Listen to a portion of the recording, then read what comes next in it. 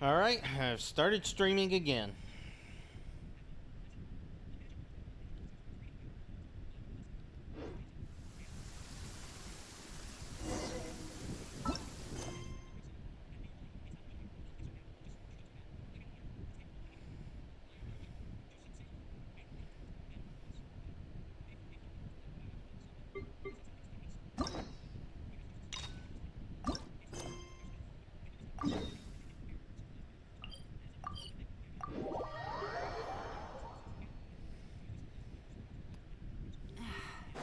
Blinding sunlight is such a pain. No way I can get a nap in this weather.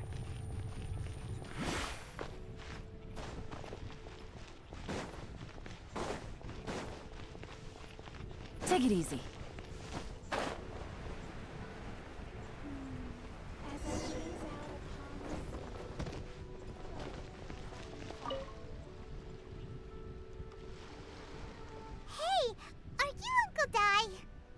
I am indeed. Ah, now then. You must be the adventurers assigned by the guild. He has a very slow way of speaking. Huh? How could you tell? By the clothes on your back and the look on your face. Experienced adventurers at that, I'll wager. Right again! You're pretty perceptive!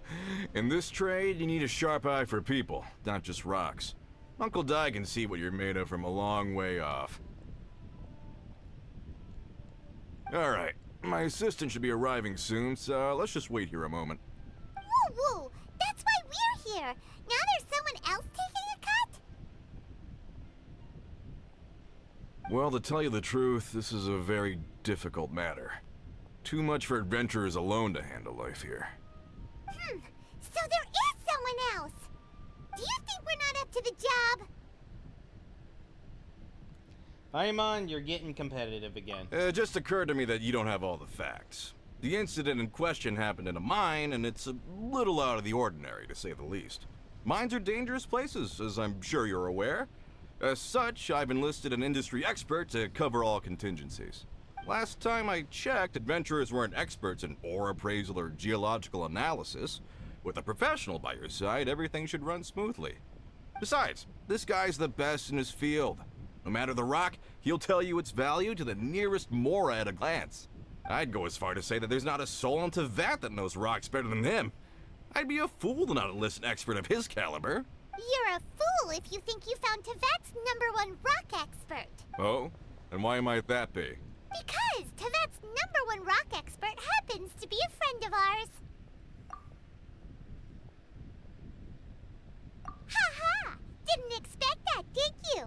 Wait here, we'll go fetch him. So we're Paimon bringing Zhongli is Zhongli listening in. to the storyteller. Let's head over. Yeah, Zhongli is going to like his stories.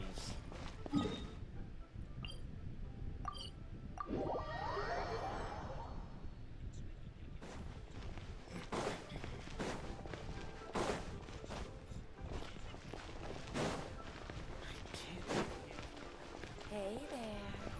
Don't be shy.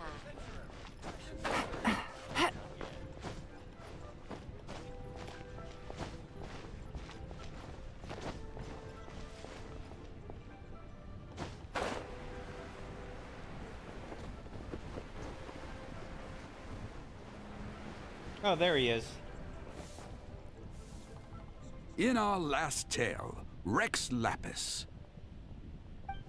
Zhongli, there you are. Oh. Here for a few tales? I didn't know you two were connoisseurs.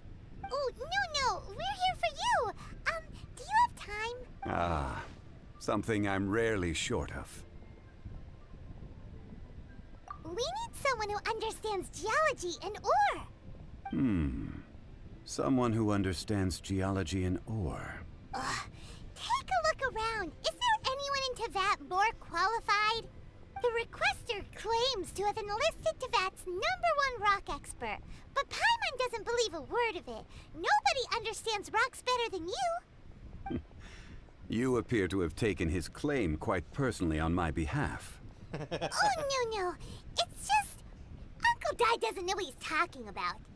Paimon just wants to enlighten him. I see. Well, then it will be my pleasure to accompany you. Really? But I should inform you that despite my expertise, I cannot necessarily claim to be a leading authority. We are at all times adrift in a sea of learning.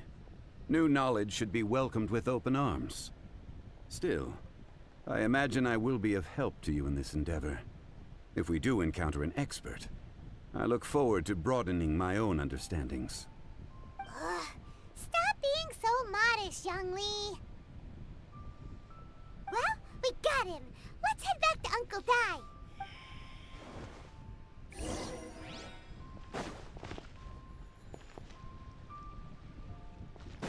Oh there. Come and see these rare and precious curios.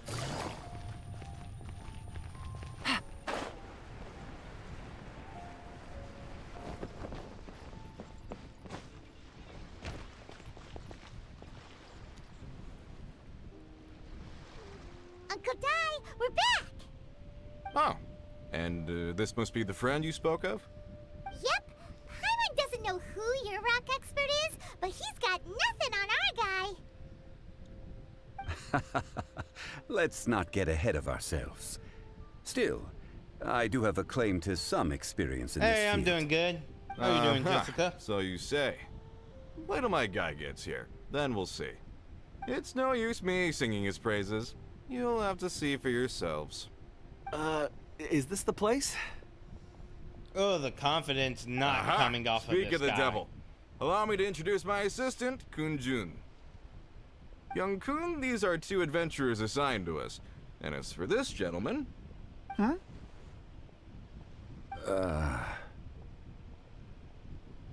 Wangsheng Funeral Parlor's consultant. Mr. Zhang Li. I've heard about you. They say you're a man of great knowledge and many talents. I had no idea I'd be meeting you in person today. I'm sure I recognize you. Have we met at the parlor? Wait, I've never been to the parlor. Uncle Dai, aren't you gonna test them? Huh? I wouldn't know where to start. Then they can figure out a way to test each other. If Zhongli wins, he's the assistant. If Zhongli loses... never mind. Zhongli won't lose. A contest? Why, it would be my pleasure. I admire your enthusiasm, good sir. I must say, you certainly have the look of an industry expert about you. It'll be interesting to see which one of us wins.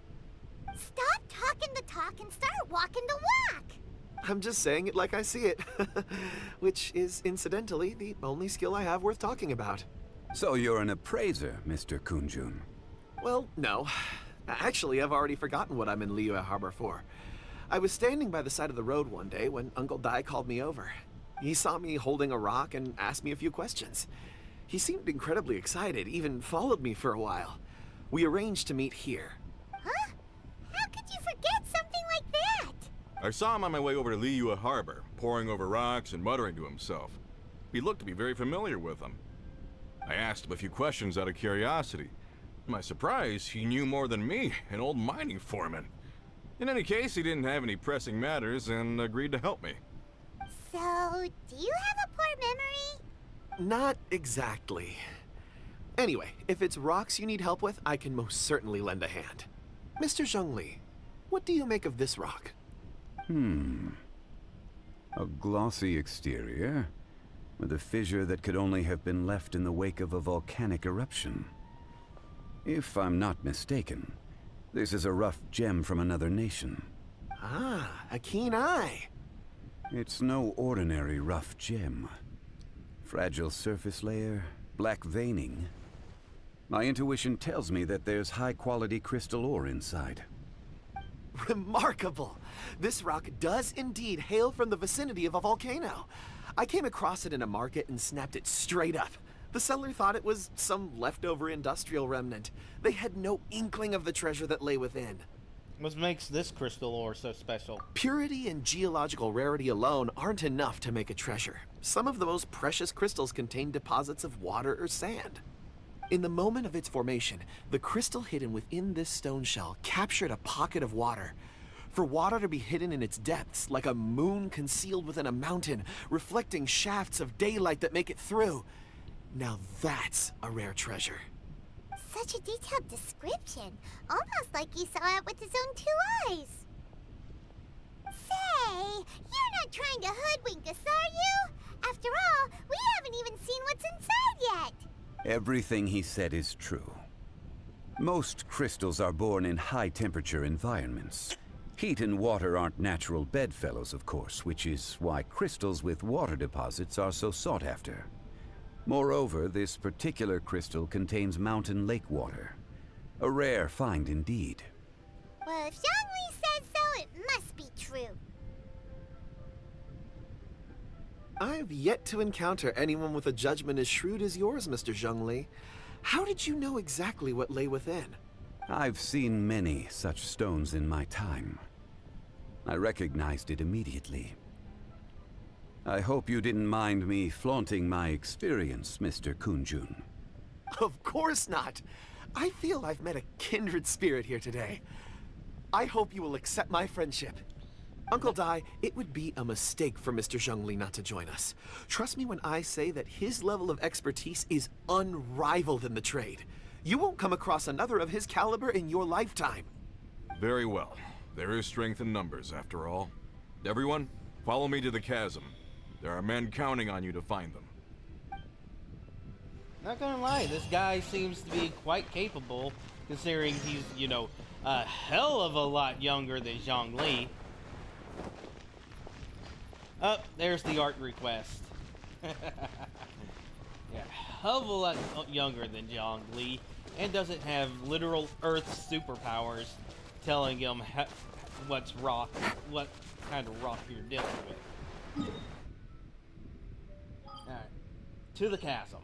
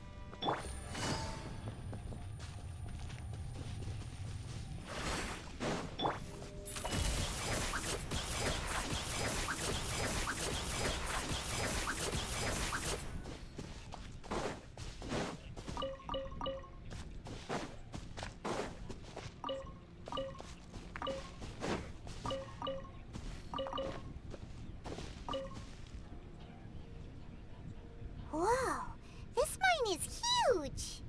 This is where the incident occurred. 6 days ago, a group of us left the site to attend to other matters.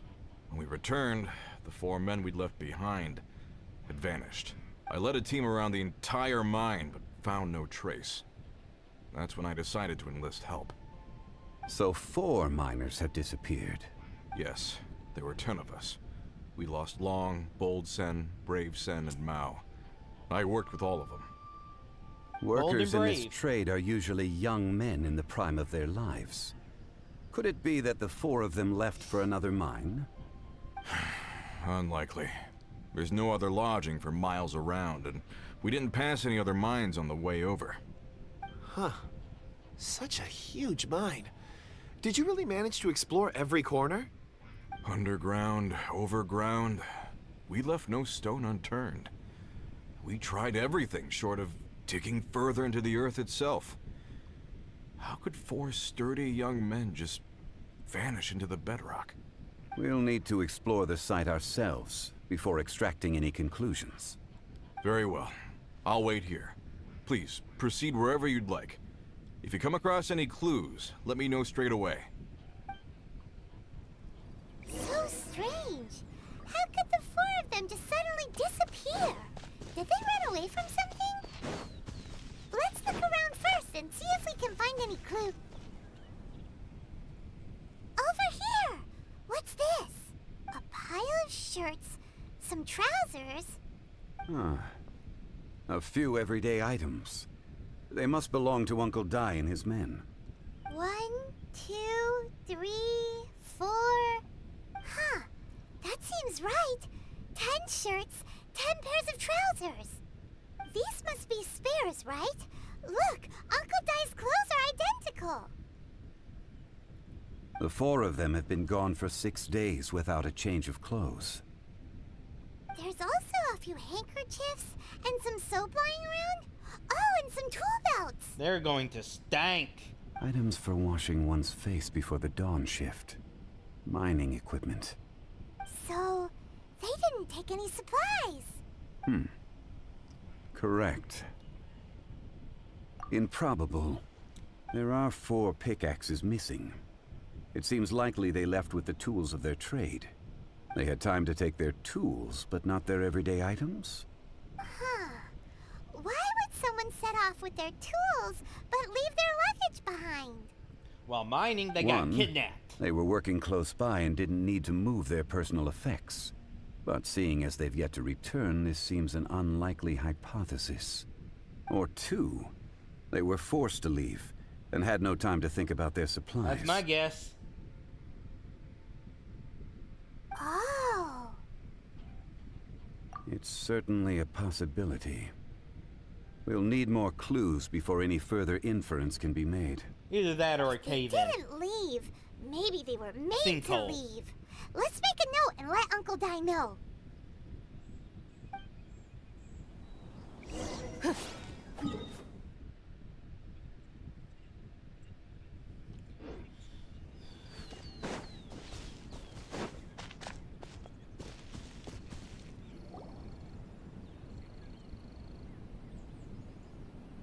Kunjun, what do you have there?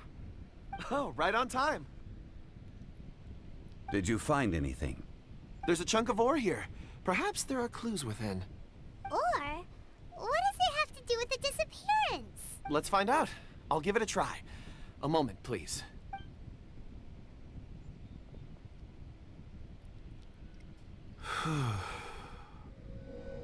Okay. What?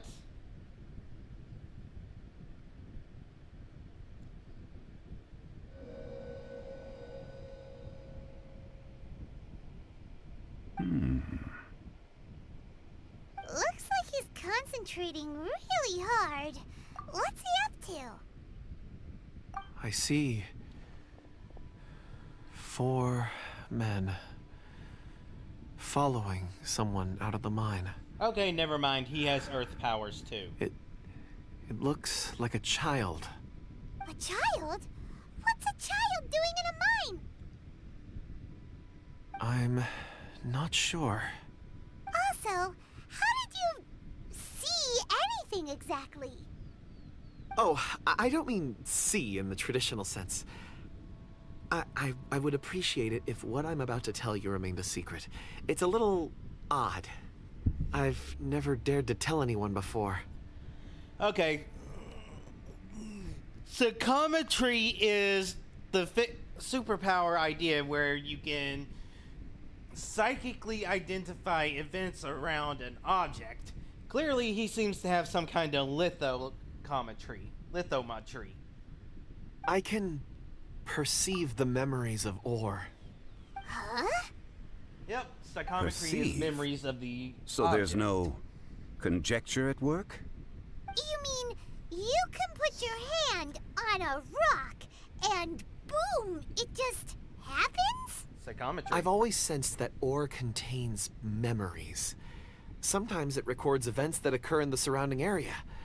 All I have to do is touch one and focus my attention, and the memories come to me. Amazing!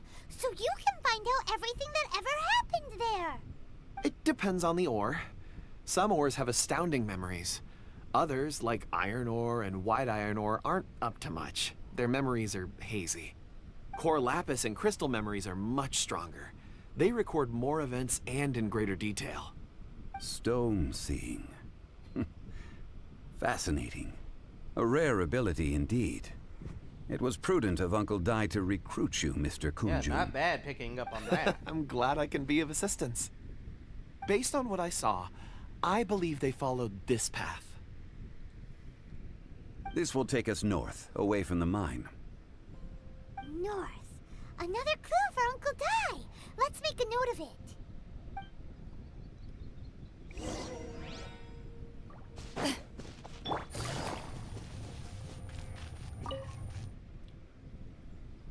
Excuse me, sir. Are you one of the workers here? Ah, yes. You must be here about the disappearance. Please, find them if you can. I don't know what happened. The weather was gloomy that day. The foreman left with a few men. I stayed behind with the other 4. After a while, I decided to take a break, just to catch my breath. I ended up falling asleep in the shelter inside. When I woke up, there was no sight of them. I'd only just been speaking with them and suddenly, they'd vanished. Maybe I'm next. So the men that were out working disappeared, with the only one left to tell the tale having been asleep in a shelter. Perhaps an accident occurred on site. What a scary thought. An on-site accident. We should note that down too. Or, you know, Pied Piper. Some clues. Time to report back to Uncle Dai. So, it seems like we're having a Pied Piper style sit.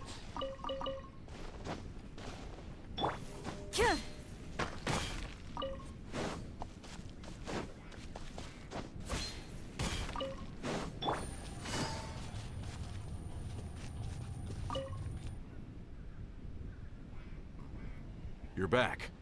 How are the investigations going? We found 3 clues in the vicinity. First, there are No, 4 I don't missing see any point in pickaxes. sharing my Yet Discord. everyday items are still in their place. I'm not looking for This any suggests artists. that your men didn't leave of their own accord, but were forced to. Forced to? But who would kidnap miners? Who indeed? Second, there were 5 workers at the mine. One of them left the site to take respite. When he awoke, his colleagues had disappeared without a trace. Those who kept working all disappeared. The one who left early emerged safe and sound. It would appear that the incident occurred on site. Now that you mention it, I recall Bravo saying that he took a break. Could someone have entered the site and simply walked away with them? This leads me to my third point.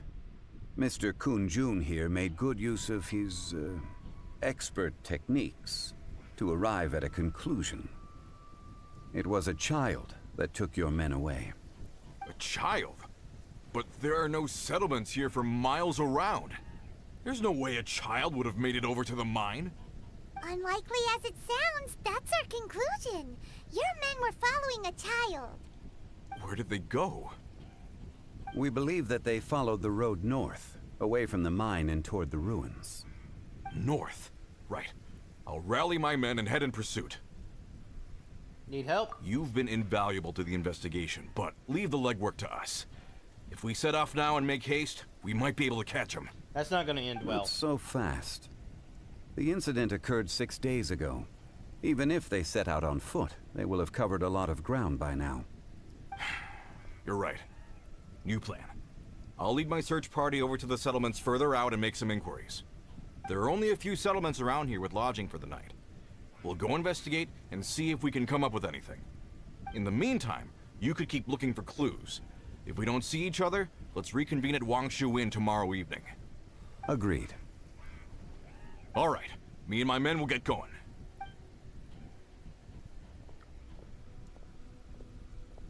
So, they're gonna talk to the people over at the settlements while we keep investigating here.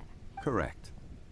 But there aren't any more clues at the mine. Shouldn't we go north? Wait.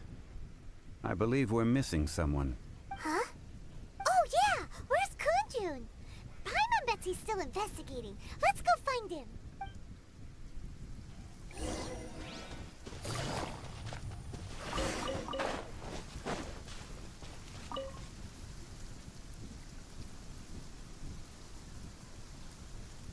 Kunjun, what are you searching for?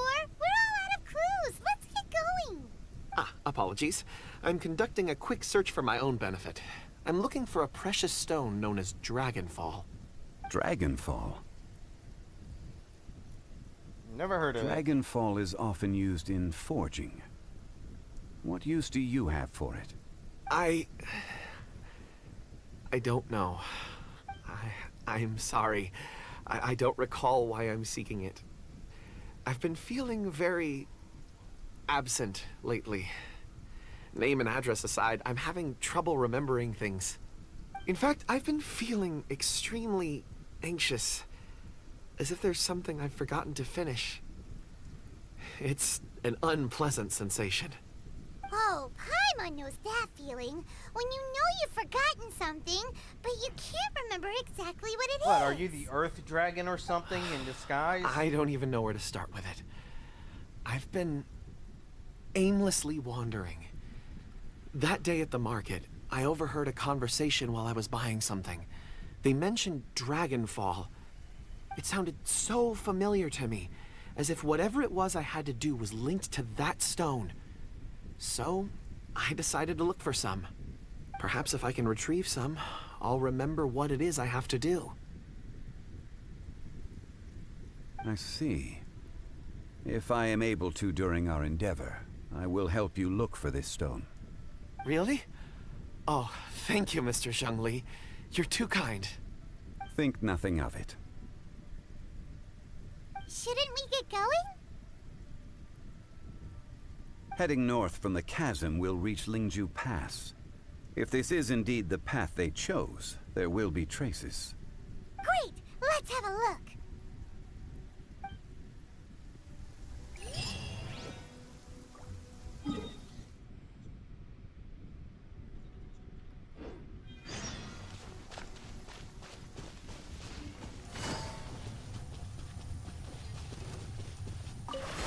Take it easy.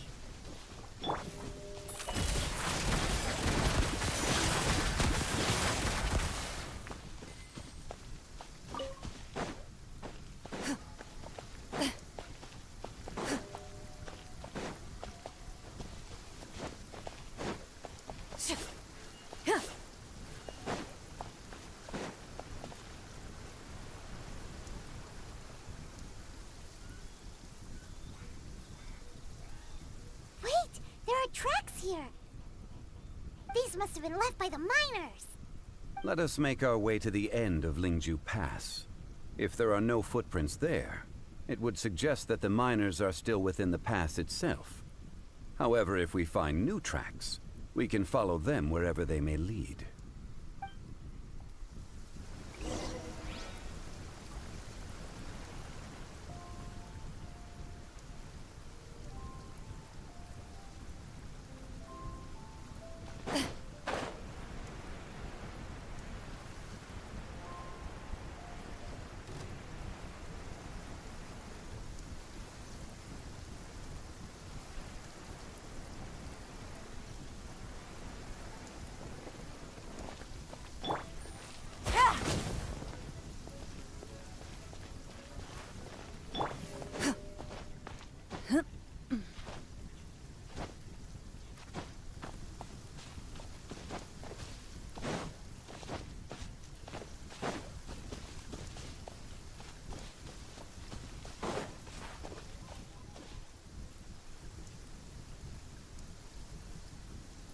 Footprints.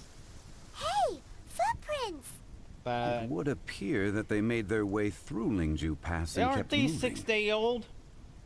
If we follow their footprints, we should be able to find where they went! Why are there still footprints after 6 days?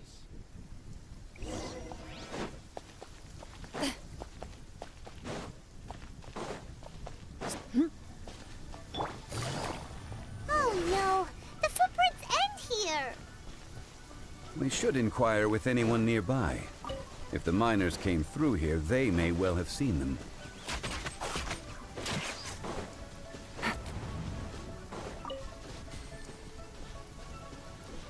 Hi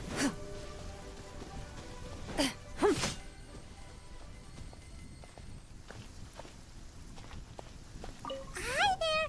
Have you seen anyone dressed like a miner around here? A miner? I'm afraid not. Let's try someone else.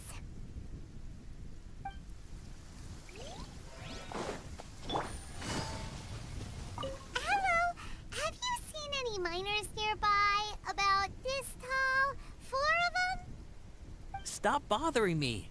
Can't you see I'm cloud watching? Jeez, a little grumpy, aren't we? Plenty of that to do in the Whatever. rain. Let's go ask someone else.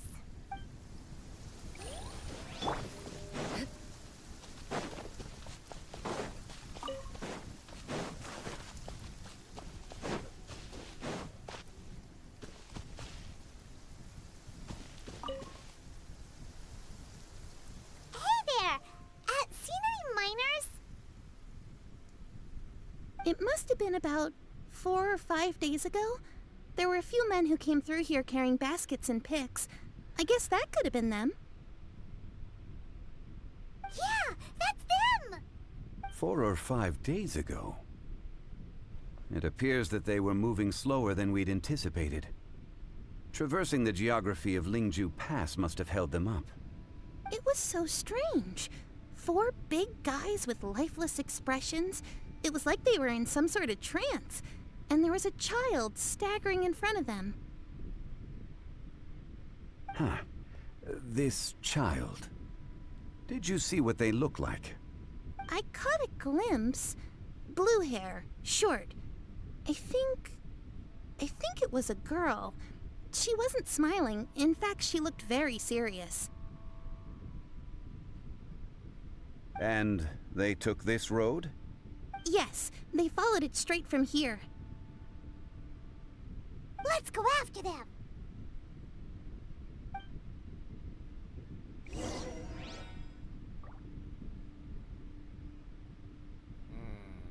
I want a nap. But no, I am streaming.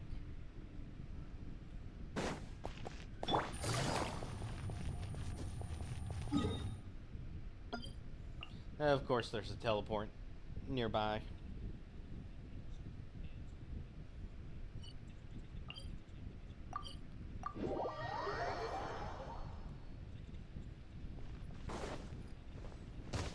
More footprints. There's a person over there! Help! Please save me! Is that one of the people we're looking for?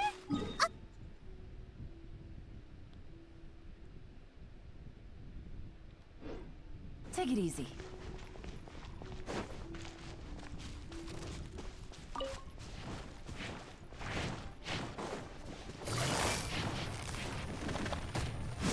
Busted! Into the shadows.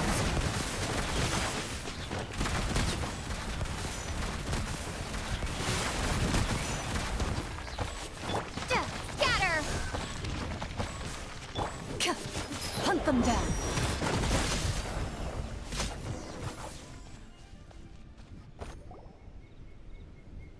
Those monsters were so aggressive. They must have noticed me walking through. Before I knew it, they were all over me. Thank you all for saving me. My name is Wanyu. I belong to Liyue's Shangyu Hall. I head up our human culture and civilization research. Huh? You sure you're not a miner? Does she look like a A miner? miner? Yeah, we're looking for a group of 4 strong fellas carrying mining equipment.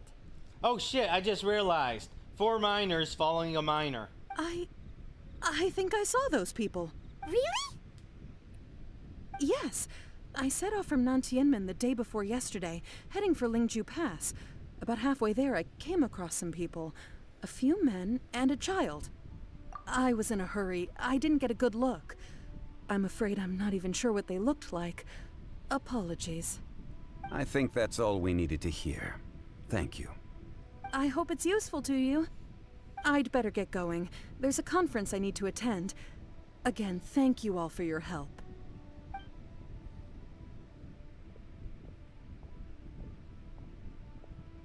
According to the scholar, the miners were heading for Nantiamun. Can we be absolutely sure that it was the men that we're looking for?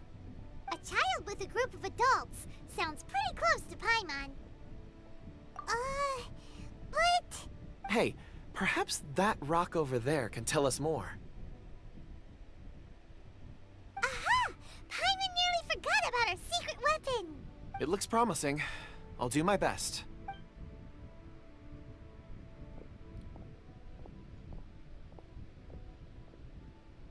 I think this, making sure is just an excuse to use his power again, narratively speaking. Yep, little blue-haired kid. Being followed by 4 miners.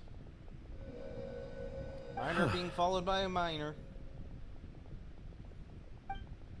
It's the same group, all right. They followed this road. Mr. Kunjun, your stone seeing is something I won't forget in a hurry. I suppose it is an asset, though I rarely find a use for it. But praise from Mr. Zhongli is high praise indeed. It's a good thing we brought our Kunjun compass along. We would have lost all sense of direction a long time ago. You think so? I guess it's been a worthwhile trip then. It feels like we're cracking a criminal case. It's a lot of fun. Be that as it may, we would do well to keep our guards high.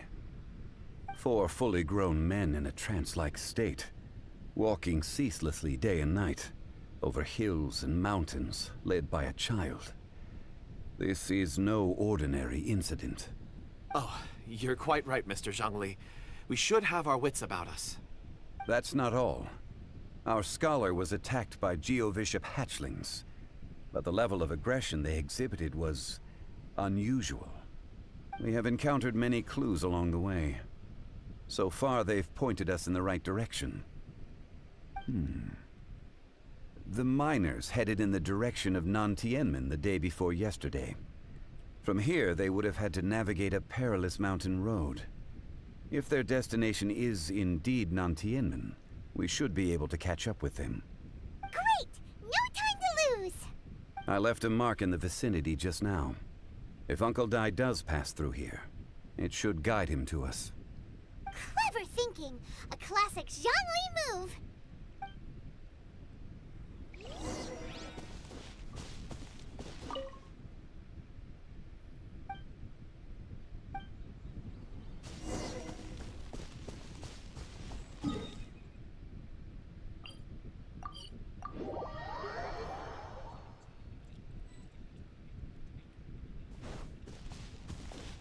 Hey!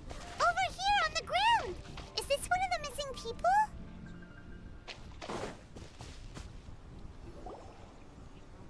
There's a basket lying here too. This must be one of the miners. Hey! Hello? Can you hear us? He looks so Judging done by with his life. appearance, he must have collapsed from exhaustion. Should we Oh, wake him literally up? done with life. I can still dig. Sounds like he's whispering something. It seems that he thinks he still has work to do. Something's not right. There's a camp nearby. We should take him there and monitor his condition before deciding our next move.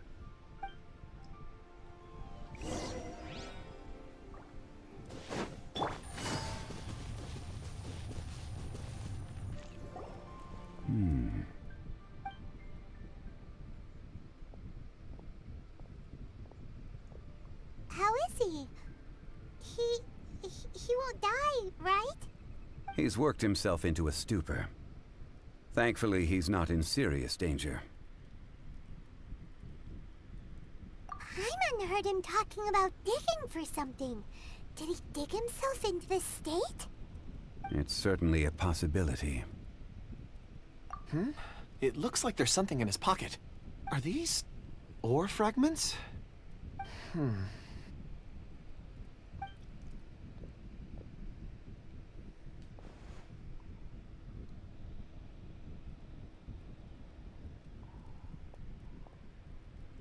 I just witnessed the memories within these ore fragments. This person brought these fragments out of the mine. He's one of the 4 that we're searching for. How he came to be here is what we need to understand. So he was kidnapped and then abandoned here. But if they didn't need him, why bring him all the way out here? Unless something happened. Something that led him to fall behind. Ugh. Paimon's had enough. This is too mysterious. Oh, wait a moment. Seeing these fragments has jogged my memory. I have something for you. What is it? Ooh, is it a present? Something for us? As I mentioned, before I met Uncle Dai, I was in a daze. After setting out with you on this case, it feels like a fog is lifting. I was so happy when Uncle Dai enlisted you to help. I would never have managed to track down these clues by myself. These are some crystals that I bought from the market. Not any old crystals, mind you. This purity is extraordinarily rare. One for each of you. A memory, if you will. It's beautiful.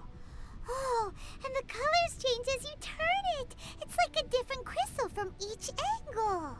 But of course, take it. And this one is for Mr. Shangli. Huh? Is something wrong? Not to your liking? On the contrary. I just hadn't anticipated receiving a gift during the current circumstances. But thank you. I will take good care of it. I'm pleased you like them. It's nice to be able to give a gift that others can appreciate. Oh, I see more rocks over there. You should all get some rest. I'm going to scan the surroundings. Perhaps there are more memories to uncover. You sure like rocks, huh, Kunjun? Ores are the crystals of the earth, the sediment of time itself. I feel at peace among them. Get some rest and call me when you're ready to set off. I won't be far. Okay. He'll be Rest okay on his easy. own, right? I surveyed the area. There's no danger here. Oh, however, there is something I wanted to discuss with you. Huh? What's with the seriousness all of a sudden? Traveler, does Dragonfall... You mean the ore that Kunjun's looking for? What's so special about it? Dragonfall is an incredibly rare ore used in forging. The majority of regular crystals are formed in high-temperature environments. Dragonfall, on the other hand, is formed as a product of elemental reactions. Elemental reactions can produce material objects? Indeed they can. However, only a minority can survive for long periods of time. Dragonfall first emerged in the midst of a great battle, thousands of years ago. Powerful clashes of elemental energy gave birth to elemental crystals. When the fighting ceased, these geological remnants were miraculously preserved. Cool. And yet they are crystal creations all the same. Few and far between, relatively unknown. A few hundred years ago, they were virtually mined into obscurity. Why is it then that a citizen of Liyue now wishes to strike upon ore that has long since vanished from the earth? Yeah, if he knows of its existence, surely he knows all of it's already been mined. Weird. Paimon doesn't get it. There are those in the mining trade who retain a keen interest in Dragonfall. But for someone like Mr. Kunjun, whose motivations for seeking it are unclear even unto himself, it's practically unheard of. Ulterior motives? Is he a villain? A conclusion that is presently impossible to reach. We must watch and wait. Don't forget, rescuing those miners is the primary objective. As for anything else, sooner or later the tide will reveal the lie of the land. We're drawing closer to our goal. I believe we should continue to follow this road through. Now that we've found one, the others won't be far away. When you're well rested, call Mr. Kunjun over to us. We still have more investigation ahead. We should ensure this miner is settled here at the camp. Once we've brought this matter to a close, we can return and attend to him. I suggest we leave a note for Uncle Dai. If he does find the camp, he'll know what to do.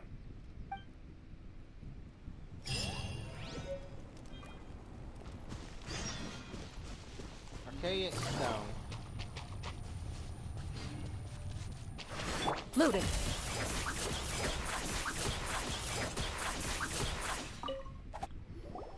Kunjun, we need to get going.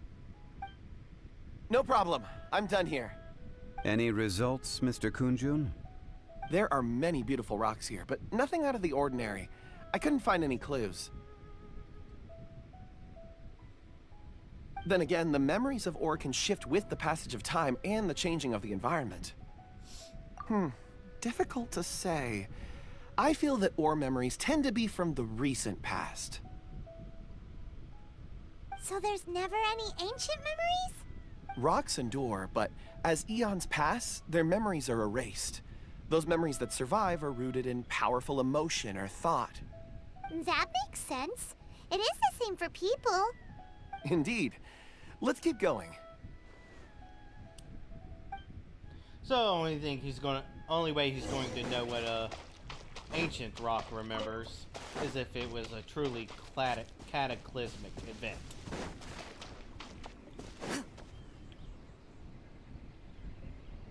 Wow. Tree. Such an immense tree. And there's so many mysterious looking crystals up there too.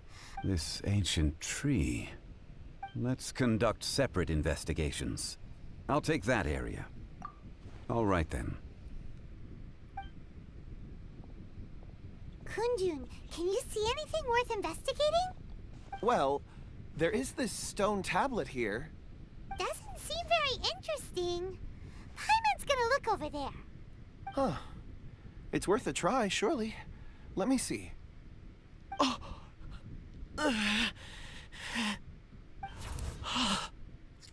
This is... Hey, what's wrong?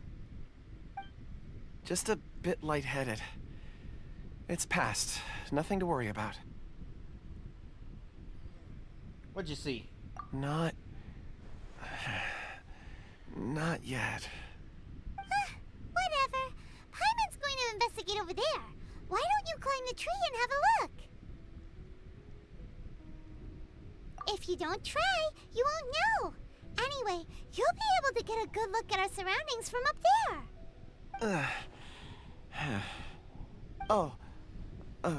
You think so? When has Paimon ever come up with a bad idea, Wait a minute. At least half the time. Paimon can fly. All right, Paimon will go. You wait here. Paimon will...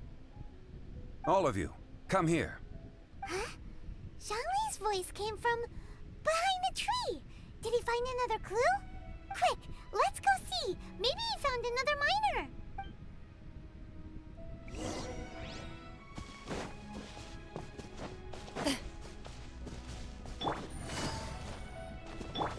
Into the shadows.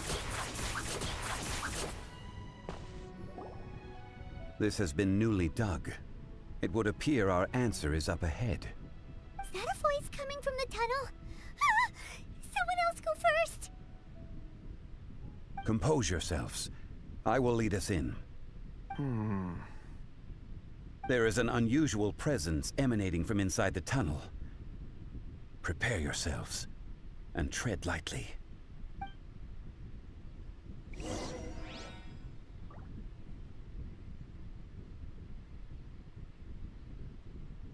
Okay.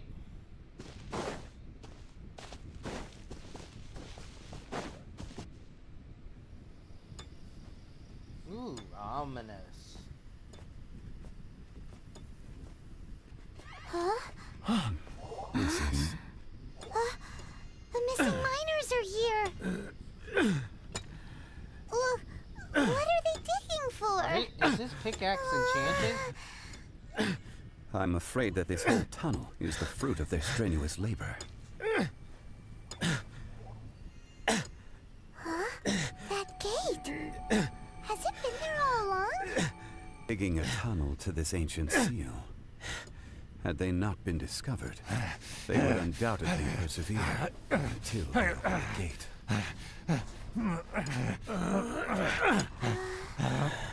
So behind the seal, there's...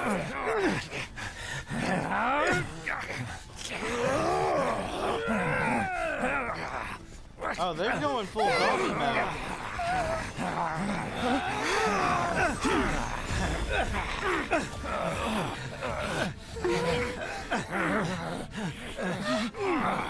What do we do? We can't hurt them.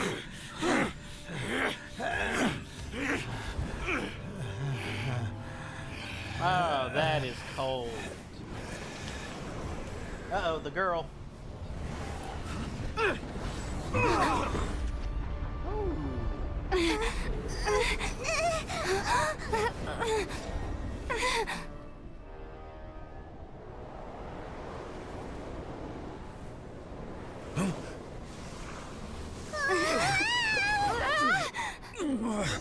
Now, what did our stone singing little friend do?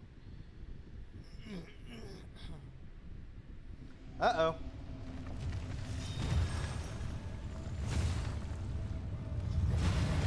No, you're a bigot.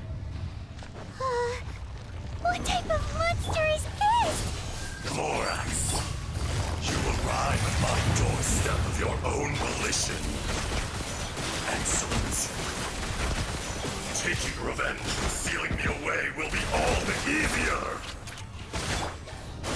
So, the little girl is your power incarnate. But if you recall... Is once not enough? You would forsake me again? If that is what you choose to believe, so be it. He who bears the weight of memory is destined to shoulder the burden of truth, as it ought to be. A sharpshooter.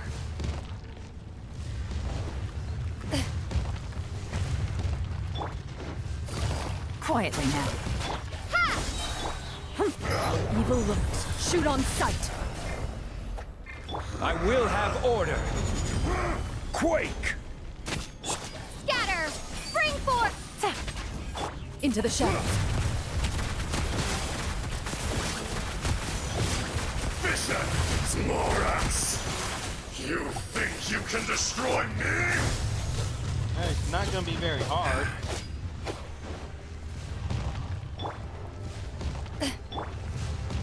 Gather!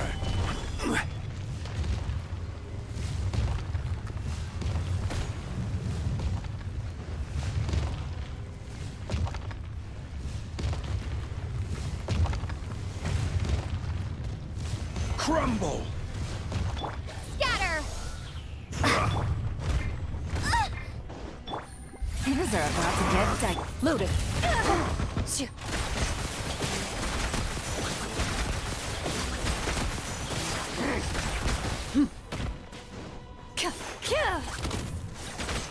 Detestable!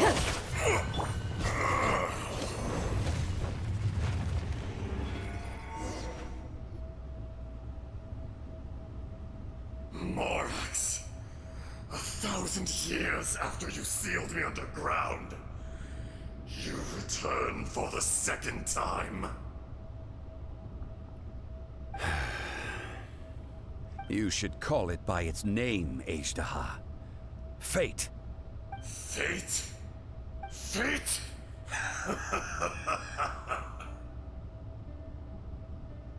So here lies the wisdom of the gods. Destroy all deemed redundant.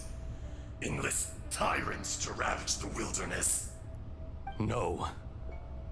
You have forgotten. Oh, he remembered. That voice! Ajdaha. Huh? Kunjun?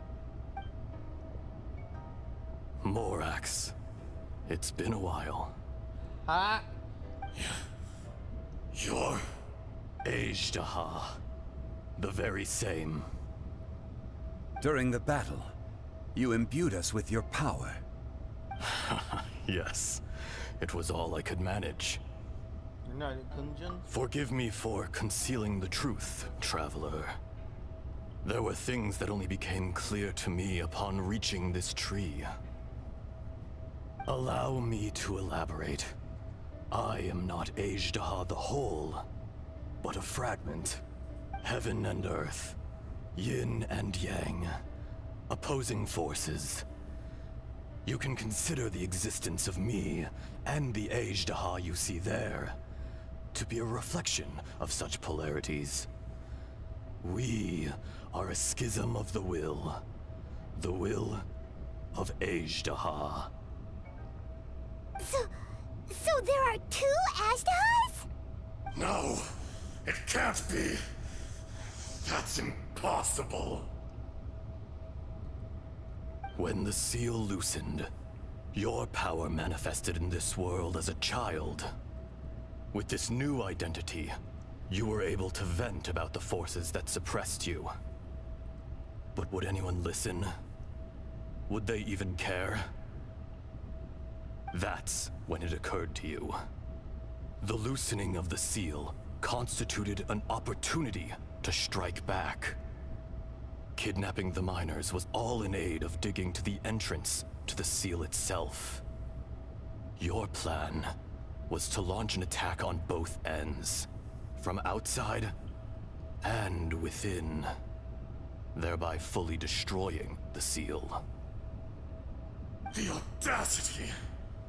Are you insane? If you truly are a part of me, how is it you find yourself standing on the side of the betrayer? I was another power awakened with the loosening of the seal. Too weak to reincarnate, but strong enough to possess a human body. I was barely conscious. I couldn't remember who I was. Only the past would elicit a reaction from me. But my aim was clear. Find Morax, and aid him in stopping you. I had sensed that something was amiss when you mentioned Dragonfall. Had your power been but a little stronger, I would have recognized you. Don't blame yourself. I have changed beyond all recognition. Only when I touched the stone tablet did I truly remember. It's been so long. A secret beyond all comprehension of youthful humanity and ancient dragonkind. Morax, do you want to tell the tale? There would be no harm in it. The decision is yours. You haven't changed. Then allow me. Ajdaha was once a friend and ally of the Geo-Archon Morax, with a lifespan far exceeding that of mankind. However, that which is derived of the Earth is no more or less than the Earth itself. The memories of rocks do not last long. Those memories that survive are rooted in powerful emotion. But as time passes, so these memories fade into obscurity. Erosion is the world's greatest destroyer of memories. Erosion ground Ajdaha's consciousness into oblivion. Slowly, he forgot the face of his old friend, and his memories of defending Liyue Harbor disintegrated. Ajdaha, now incomplete, became irascible, aggressive. What would you expect? It was humanity that attacked the ley lines that sustained me. This much is true, which is why you attacked the chasm, why you waged war against Morax. In the beginning, in order to open up new territory and increase production, the citizens of Liyue came to the mountains to mine. Overexploitation caused the ley lines to quake, which brought untold suffering to us. Erosion made us even more savage. No matter how we struggled, we lost the ability to coexist with humanity. We lost all reason. Morax shared with us some of his power to prevent further erosion. But it was futile. Everything returns to dust. It is the natural order, an unstoppable force. And so, we became you. And from your That was will, cool. I emerged.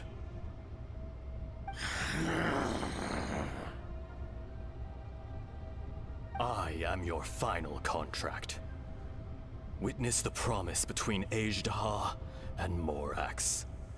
You can hate me, but you cannot deny me. No! No! I am the remnants of Ajdaha's benevolence, the echo of a contract set in stone. I harbor a willingness to go further, a willingness to coexist peacefully with mankind. No, no! It is I, Ajdaha, forged of elemental crystal, bearer of the weight and memories of the earth, older than the mountains and the oceans at the sides. I will not swear allegiance to this insect. Other you is the one Morax making the choice. is not an insect. A lord over insects is nothing but an insect in turn. You forgot yourself. Nobody held Morax in higher regard than you or I. That which you have forgotten, I hold here in my heart. If you are the memory of the Earth, then I am the memory of coexistence. Of coexistence with humanity. All powers under heaven, rise and fall of land and sea. A star appears within the wild. A sun ascends as bright as jade. Strange. What is this feeling? And all this?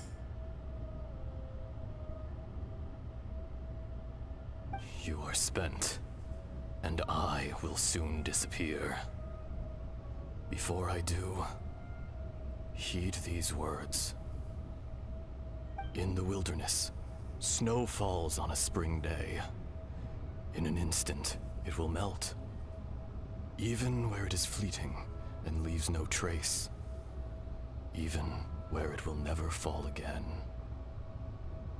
No! That isn't true! I don't accept this as fate! Perhaps it isn't, but it remains an inevitable misfortune. More axe! The little girl vanished! Eroded? Are you satisfied, Ajdaha? I had to make amends.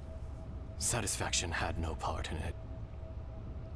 So, Morax, you call yourself Zhongli these days? I do. Well, I'm afraid old habits die hard. To me, you're Morax. As you please. I never did forget your gift of sight. I hardly lifted a finger. Think nothing of it. And yet, you could see. You wouldn't know the yearning of a blind dragon, searching for the sun. A pair of eyes, from Morax to Ajdaha. This, I will remember this.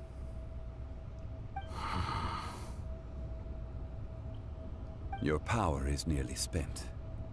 Ah, perceptive as always, my friend. Shall we get going, you and I? Surely the pressing matter is still that of the miners trapped outside the seal. Indeed. Hence the need to get going. To fix the damage left in your wake. Straight down to business as always. Let's go.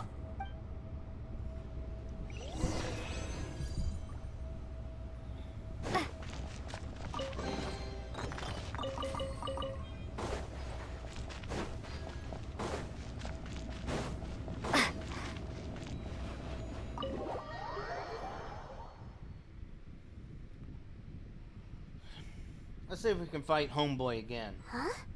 How did we get here? We need to go back and check on the miners.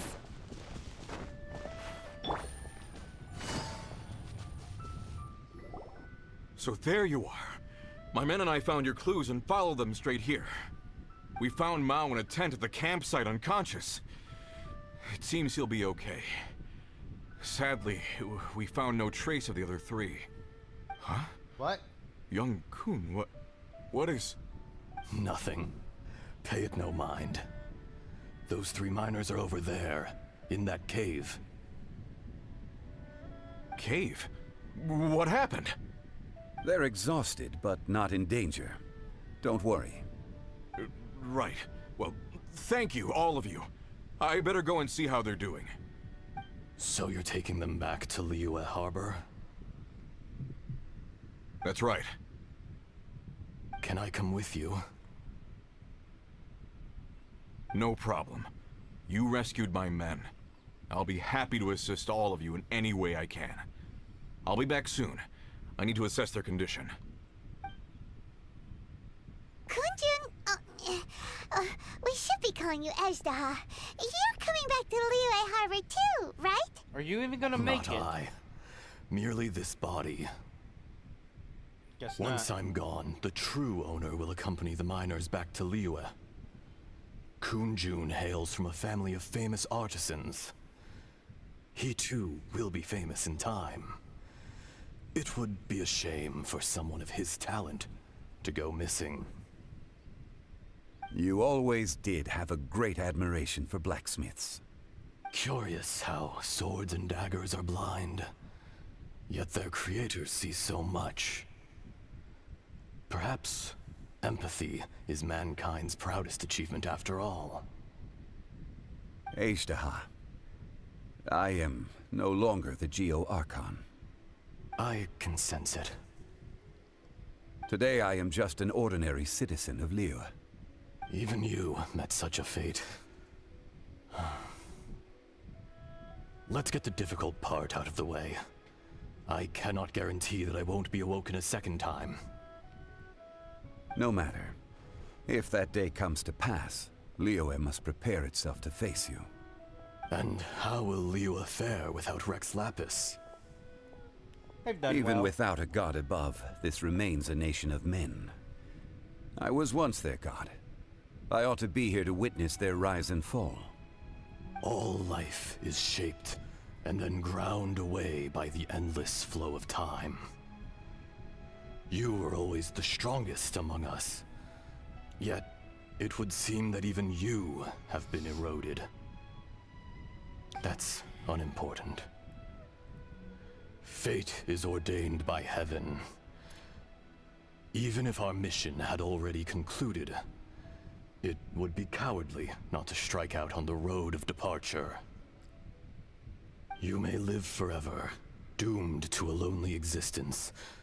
Yet, even this is temporary. When you reach the end of time, those people, those past and future relationships predetermined by fate, they will be waiting for you. I do not pretend to match your rhetoric when it comes to the subject of a life long lived. I fear that the life of an elemental being is longer than any in this world. Were it not so, you would have killed me long ago, and would not be having to face me again now. You've brought a smile to my face. When all is said and done, a reunion between old friends is an auspicious occasion. That day in the chasm, did you hesitate? A heart of stone is a heart nonetheless. But I am the god of contracts, and was for a time a god of the people of Liyue. You chose justice, but did not forsake your kindness. You came to me not as an assassin, and so I was willingly sealed away. The movements of the Earth Dragon can tremble the earth and shake the heavens. With your abilities, even at my full strength, I struggled to confront you, let alone seal you away. Hence my inception. Do not forget that I was there with Liyue's founder. The face may have changed, but the content of the contract remains intact. Old friend, God of contracts, I hereby honor our agreement.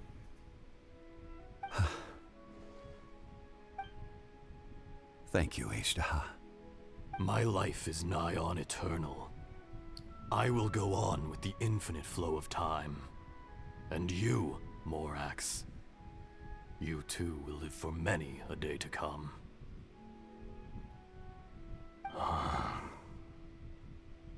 You're leaving? If it is fated, Morax, we will meet again.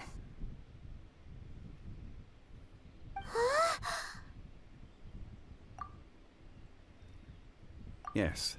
Don't be alarmed. He's only asleep. Whoa. That was so weird. It was like he suddenly became another person. Because he In did. fact, we have yet to meet the real Kunjun. He was. Centuries may have passed since then, but events from 1,000 years ago remain crystal clear in my mind. In our last tale, Rex Lapis was walking alone in the mountains. He heard a remote voice, unlike any other, coming from a crack in the earth. Most of the ancient geo-life forms that live below Liyue are blind, having not seen the sunlight for an age. The voice was sometimes sad and song-like. Other times it was loud and thunderous. The Lord of Geo searched here and there before finally unearthing a strange stone from the bedrock. That's how Ashtaha was. I answered his wish and took him above ground. The Lord of Geo took pity on the rock spirit and carved it into a magnificent work of craftsmanship, a vivid representation of a dragon. I bestowed him with a pair of eyes to see the world and came to an agreement with him. With his fingers, he made 2 eyes, quicker than words could tell. Lightning flashed and thunder roared, and a living, breathing dragon soared into the clouds. I agreed to let him live among the people above ground. But if the day ever came when he brought ruin to order, he would once again be sealed in the dark. The dragon accompanied the Lord of Geo, fighting campaigns alongside him in the 4 corners of the world. We have a saying to eulogize these events. The crash of a spear brought billowing dust. The mountains and waters made way at the sound. The sight of a dragon bestowed with a touch the promise of rainwater blessing the ground.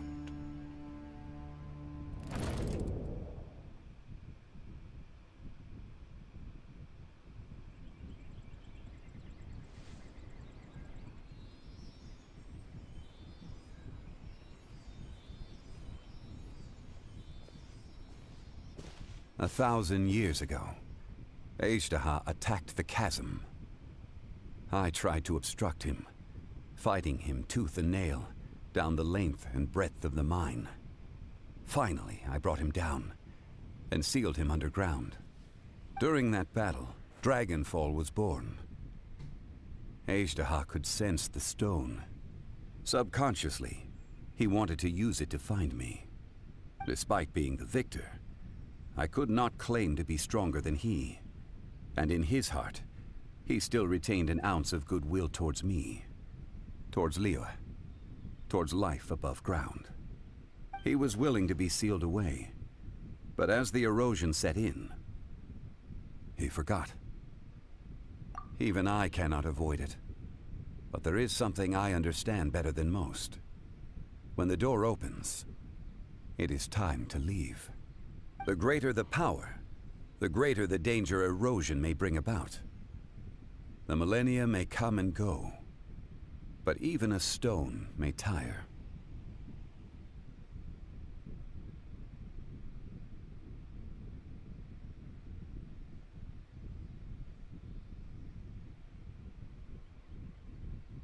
Personally sealing away an old friend. This is just one form of erosion I have endured. People abandon and surrender the things they love to pursue the right path. Perhaps this is the erosion imposed on me by the heavenly principles. But I was a god of mankind. My identity may change, but my eyes will bear witness to the history of humanity. You still care a lot about Liyue. Call it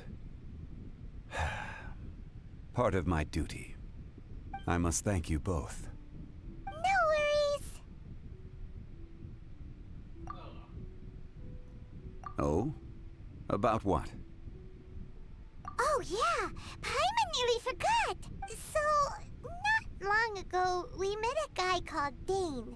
He told us about Conria and the punishment of the gods. That's when we realized that those events were connected to the person we're searching for. Zhongli, you're a god. You've lived through thousands of years of history. Surely you experienced the incident? I cannot say. Why? You can't even give us a thread of information? This is so important to us. I understand. But I must apologize. This is my contract. You mean another past grievance? Like the incident with Ejdaha? Too painful to talk about? It was signed before it all began. I have always honored the contract. And kept my silence. How can you be like that? You two are friends to me. I can assure it brings me no pleasure to disappoint you. But as the god of contracts, I cannot go back on my word. Certainly within character. Would you be ready to find out?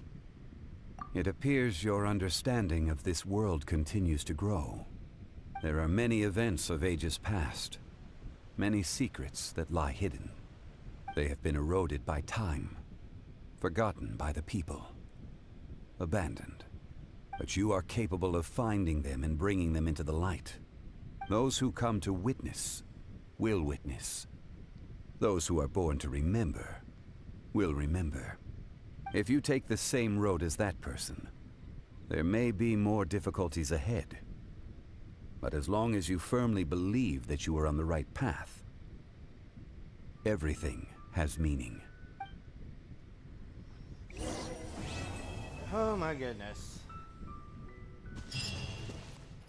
This tablet was erected by Mountain Shaper.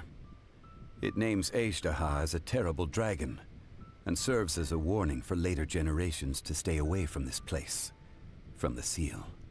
It's a shame. There is a fine line between good and evil. If the good and evil with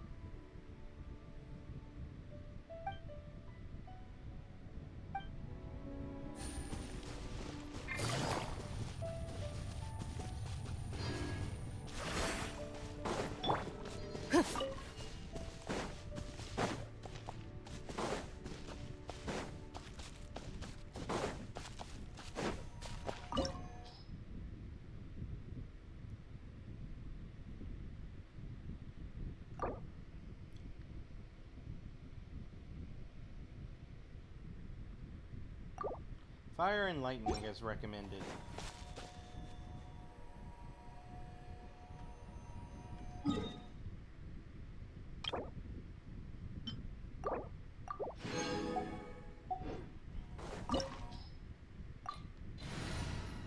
Let's go.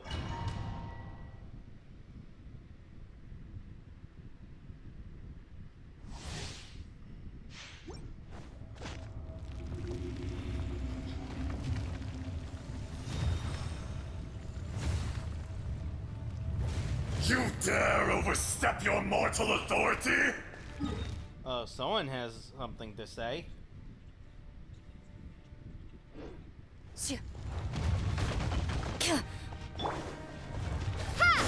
Busted. You're toast! Hunt them down. Fisher! Into the shadows.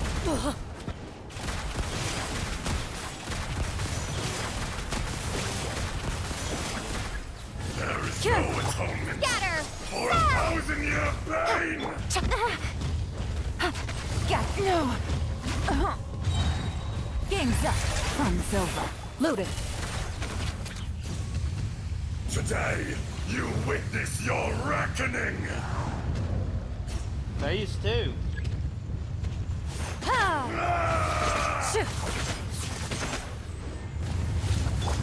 Propagate! Into the shadows. Time to testify. Scatter! Quietly now. Boba, get them! Eat this! Ready.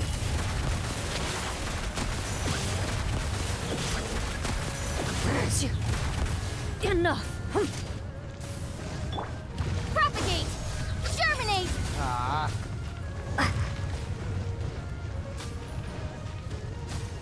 The enraged earth You deserve will not not to get absolve sick. you!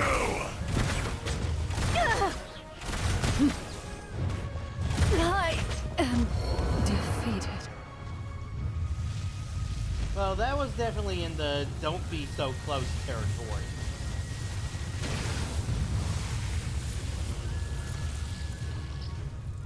Come!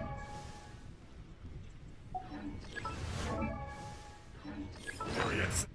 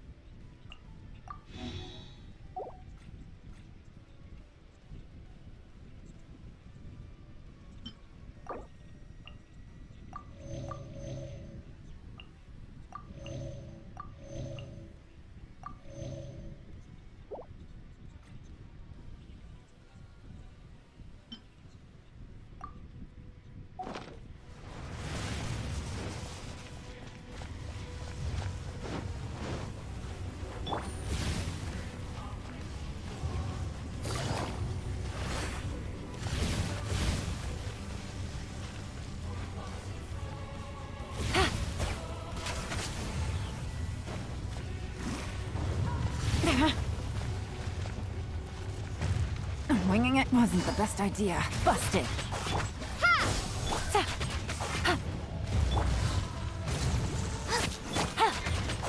Here comes the catch. Ready.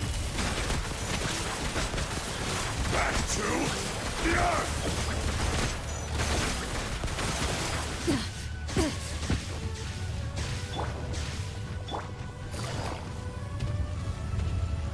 Quietly now.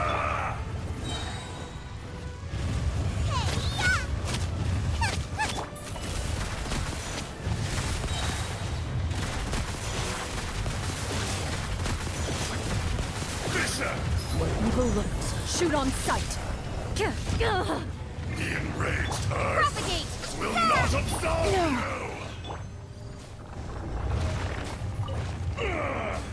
I will not be destroyed!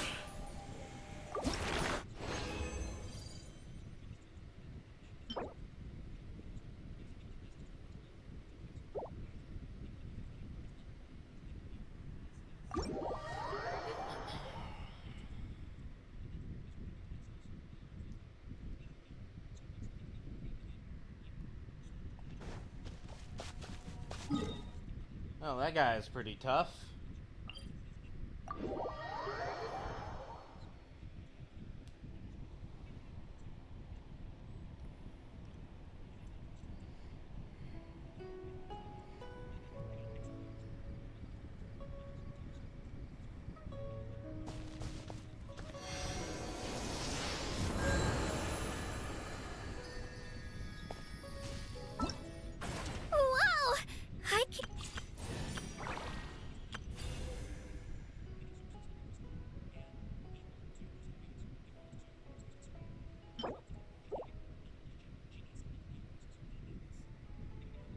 I'm so far behind the story, I'm probably not gonna get this. Whoa!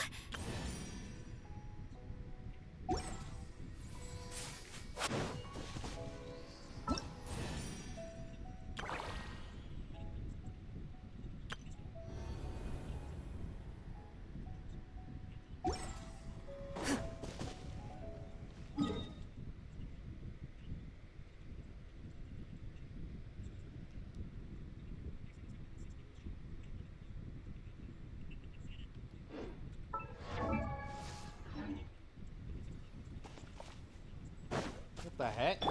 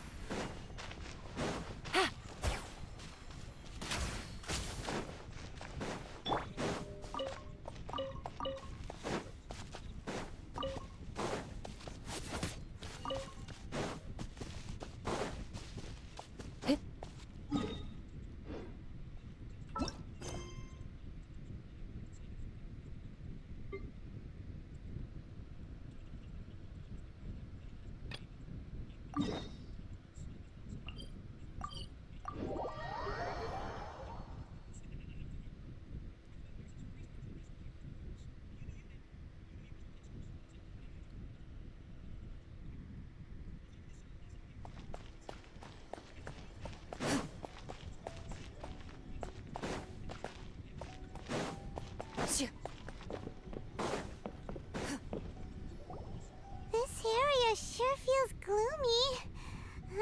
People probably don't come here often, do they? Haven't been here in a while.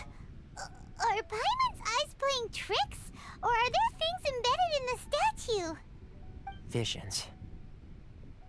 Visions? You mean all the visions that are collected from the Vision Hunt Decree are put into the statue? So you've already heard of the Vision Hunt Decree. Before I try to explain, I should perhaps remind you first that Mondstadt is the city of freedom, and Liyue is the city of contracts. As for Inazuma, it's known as the Nation of Eternity. The Raiden Shogun is both the nation's most powerful ruler and its deity. The Eternity in question is her endless and unchanging will to rule over Inazuma. As such, she relies on the Tri-Commission to regulate the nation's affairs and the Psyco Decree to limit the people's movement. The Shogun wishes to keep Inazuma in stasis, allowing the stream of time to flow from one end to the other without disturbing it for all time. Gee whiz. Seems like every god has their own will. Of course, this is my own limited understanding. As for the reason behind the recent Vision Hunt Decree, perhaps the Shogun believes that visions grant people the power to change, and that her eternity doesn't allow for such instability to exist. Whatever the case, the fact is that the Raiden Shogun has dispatched the Tenryou Commission to scour the nation for visions, embedding each one in this statue. And this statue of the omnipresent god can be seen as Inazuma's symbol of eternity. But if that's the case, wouldn't you say that the Raiden Shogun is being, I don't know, selfish? Only outlanders such as yourselves would ever dare speak out so directly against the Raiden Shogun. And yet, I agree. The Vision Hunt Decree is something that simply should not exist. And Miss Kamisato has been committed to fighting it since the day it was announced. Alright, I got her archetype. It's pretty obvious. Oh, Huh? that was not Hey, are normal. you okay? You look like your mind is elsewhere. Sound? What sound? I didn't hear anything. Did something happen? Yeah, you touched the statue, and then what? Aspirations? That would seem to confirm the saying. Have you heard it before? That when a person's ambition reaches a certain strength, the gods look upon them with favor. That is where visions come from. In other words, a person's vision represents their ambition. So if what you just said is true, then the ambitions of these people are stronger than I imagined. Alright, time for the next stop on our tour of Narukami Island, the Kamisato residence. Finally!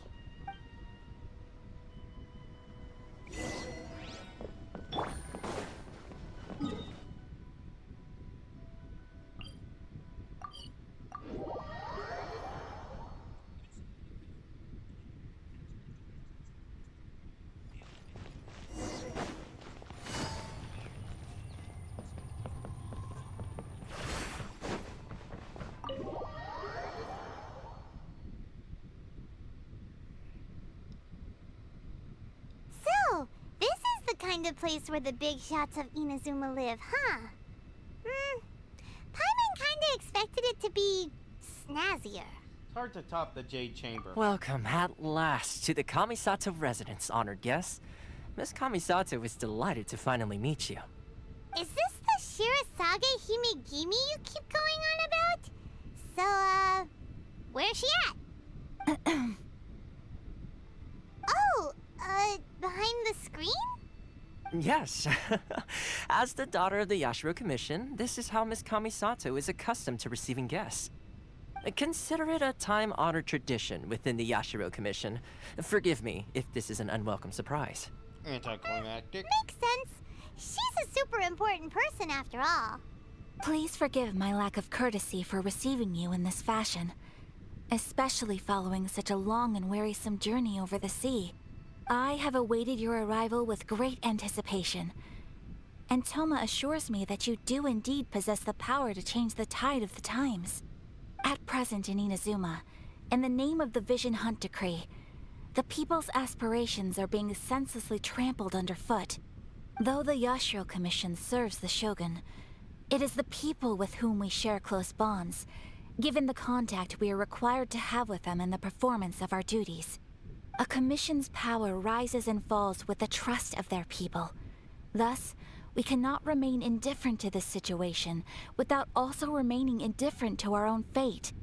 Traveler, lend us your power, and we can... I did not come here to start a rebellion. Oh. See, milady, it's just like I said. This will take us nowhere. No, please! Wait! Please, don't go!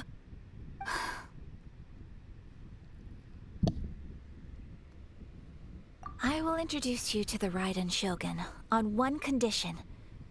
You must fulfill 3 small wishes on my behalf.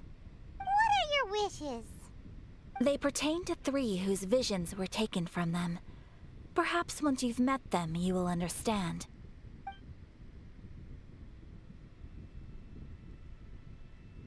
A warrior who guards a village, a former samurai who helped carry out the Vision Hunt Decree, and a swordmaster determined to become the best in the world. Correct.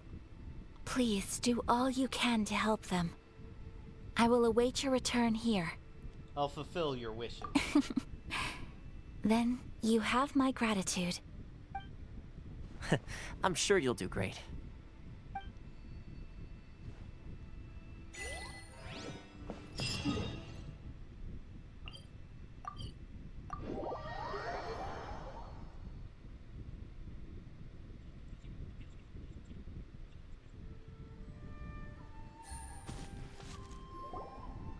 See, where's the person Ayaka told us about? Why are you doing this? Why leave all of a sudden, after all these years? Precisely. It's much too sudden. We've had no time to prepare. The children are desperate for you to take them out to play. Please, we urge you to reconsider. That must be the guy Ayaka told us about. Let's go over and see.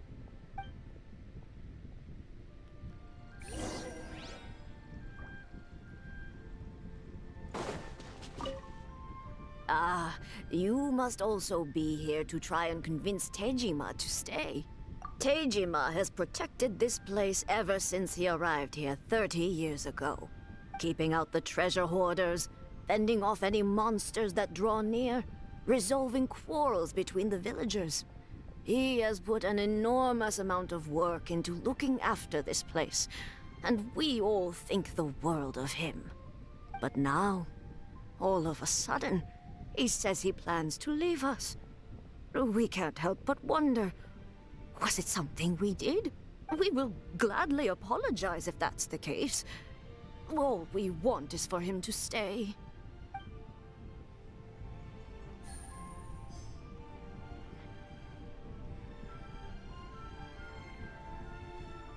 I'm gonna have to attack a good number of trees, so I'm gonna do a little less fast travel. If you want my opinion, something to do with the Vision Hunt decree. It's clear that Tejima had done nothing wrong, and still they confiscated his vision. After that, he became a completely different person. I can't claim to fully understand it, but I could tell that he'd lost something very important to him. He went off on a walk, alone, circled the village a few times, and then out of the blue, he announced that he was going to leave and become a wanderer. Truth be told, we aren't sure whether trying to keep him here is the right thing to do. But equally, it doesn't feel right to let him leave when he's in this state. He's a lost soul. Seems like he's a well-respected guy around here.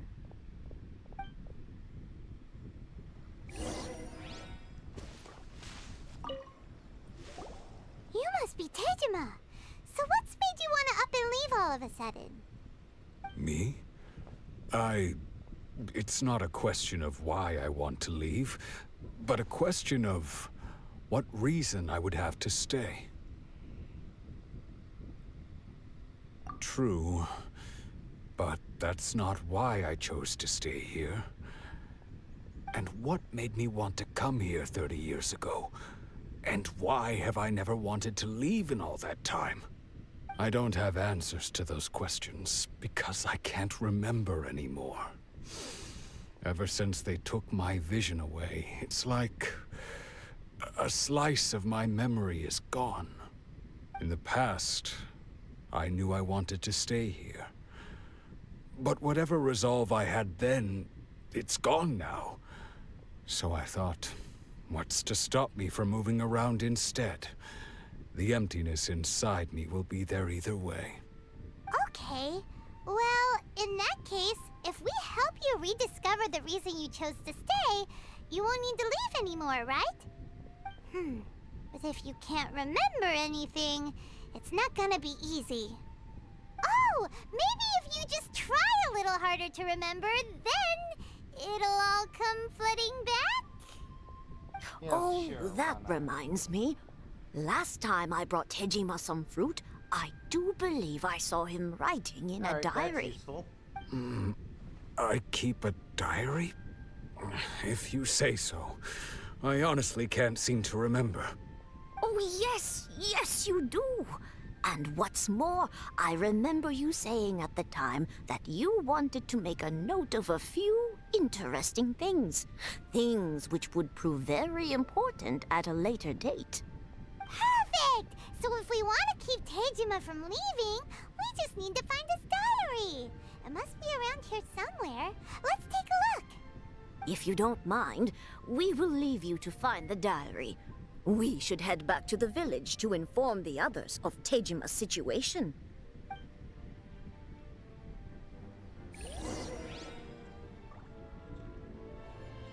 Take it easy.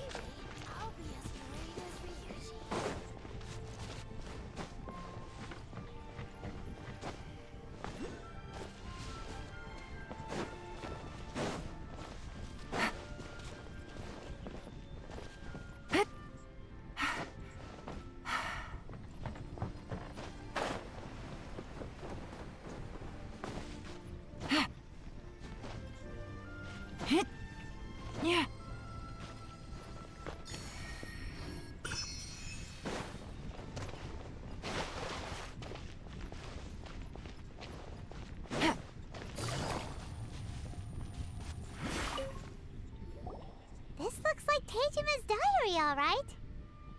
Let's see what we have here. Today, the villagers and I got together to cook dry braised salted fish. I messed up and burned mine a little, so I had to pretend that it was Black Snakehead instead. Today, I helped rescue a kid who had fallen in the water. After I pulled him out, he told me that his best friend Bamboo was still in the water. I searched the water the whole afternoon before finding out that Bamboo was the name of his pet crab. I went kite flying today. The string broke, so I chased after it as fast as I could. I soon realized I was never going to get it back, so I just found somewhere to sit and watch as it flew away into the distance. Seems like your average diary of daily village life. Huh? Wait, there's more! I went to pray at the shrine again today and stayed there a while. The Omamori you gave me has faded a little, but it is still my most treasured possession. Now that's the kind of info we're looking for. Time to pay a visit to the shrine.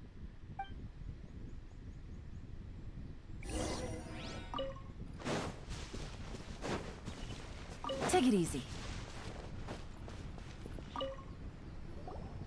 So this is the Omamori Tejima wrote about. Interesting. Looking at the color and the design, Paimon would have thought it belonged to a child. But anyway, if he had this with him all the time, there's a chance some of his elemental energy remained on it. Do you think that it might come in handy?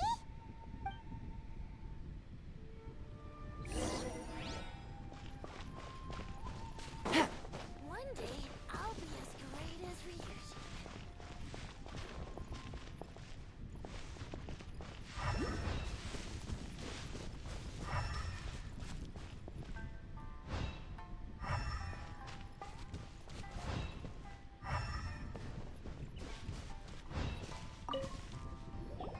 Here we are!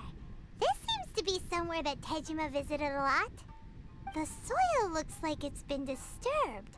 Maybe Tejima buried something precious here. Something that kept him in the village all these years? Must be something pretty amazing if it made him stick around for 30 years. Let's dig it up and take a look. It looks like a letter. The paper's gone yellow. Must have been written a really long time ago. Konda Village. Sounds so familiar. Where is that place again?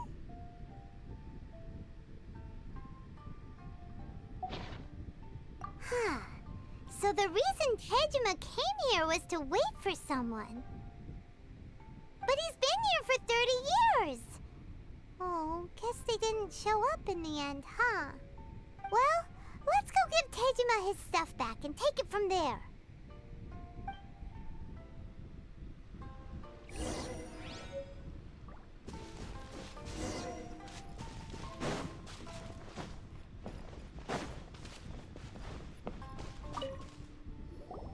Well, I'll be. That's certainly my handwriting. And I guess the Omamorian letter belonged to me too. But I have no memory of anything that's written in this diary. Still, it's clear that I was waiting for someone here, and that I chose to wait for 30 years. Over the years, I must have made a note of anything interesting. Anything that I could share with her when we were finally reunited. And just look at all the things that did happen over the years. The time has flown by so quickly. 30 years feels like the blink of an eye. How could I have forgotten something so important to me?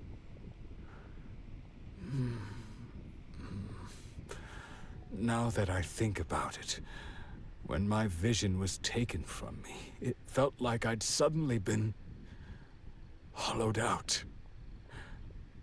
Love, regret, everything I felt for her, it's all disappeared. And make you feel sad? No, not especially. After all, I've forgotten who she was. Her face, her voice, the things we experienced together. I barely recall any of it. It's as if she'd never been in my life to begin with. As if all these years have been nothing but a hazy dream. I think maybe not. If this is something I waited most of my life for, I suppose I should carry on waiting. Although, what if she were to turn up eventually, only to find I didn't remember so much as her name? Wouldn't that be upsetting for her? When I think about it like that, I do feel a slight tinge of sadness in my heart. How curious. Why am I thinking like this when I don't even remember who she is? It's just like that feeling of emptiness, the feeling that something is missing. Thank you both for helping me reconnect with my reason for staying here. I shall remain here and keep waiting for her. Tejima seems to be dealing okay, but still, it makes Paimon really sad. Seems it's just like Ayaka and Tomo were saying. If you lose your vision, you lose all your hopes and dreams too. That certainly explains the state Tejima was in earlier. At least we were able to help him, weren't we? Well, let's go find the next person. According to Miss Kamisato, the second one who lost their vision is a samurai from the Tenryou Commission.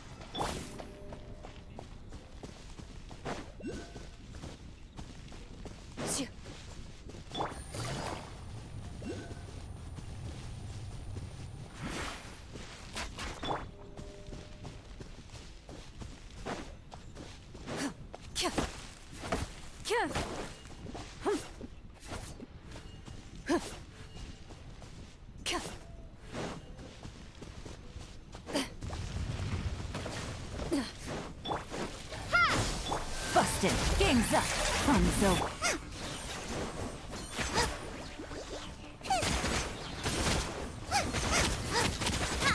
You're toast!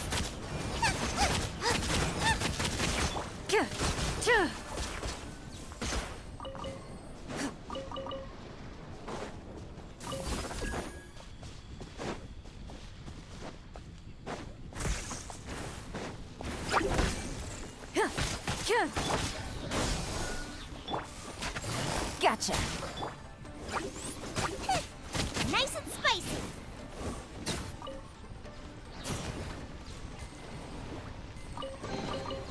What a bountiful harvest!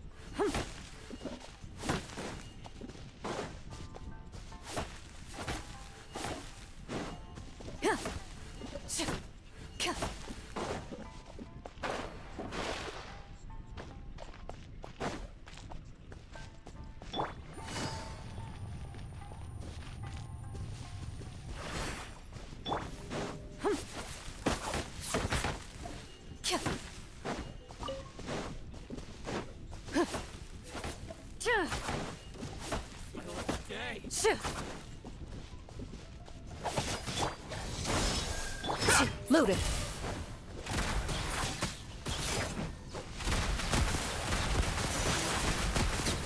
Berry. Scatter.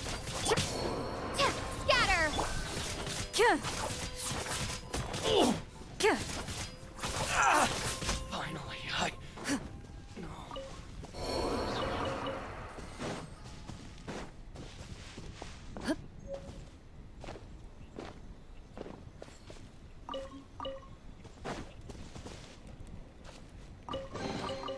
A stroke of good luck, and a very welcome one.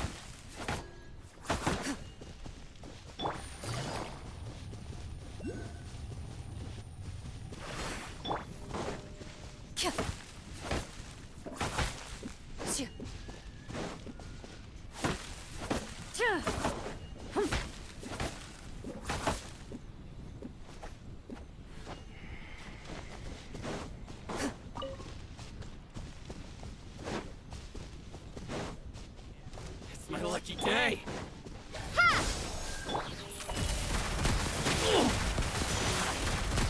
Get the berry.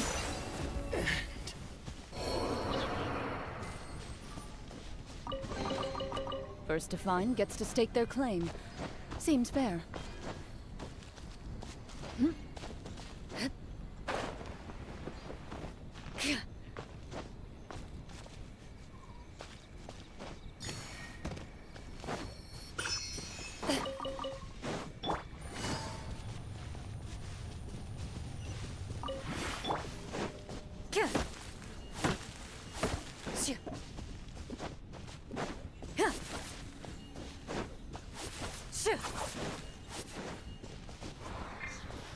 Ready.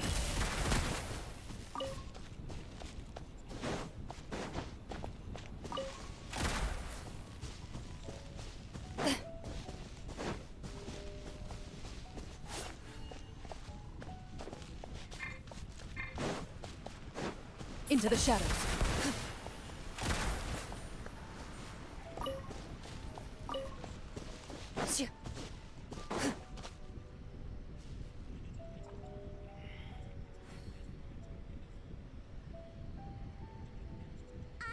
I wonder what's on the other side of the ocean.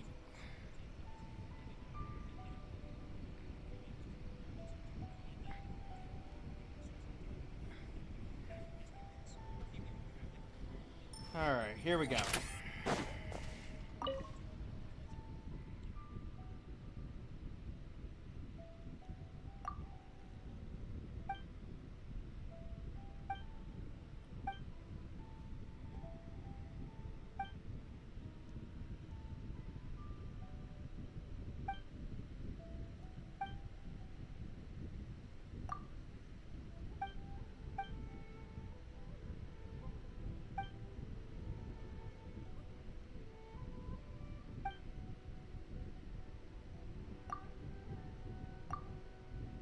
You're over 500 years old, probably older. You're old enough.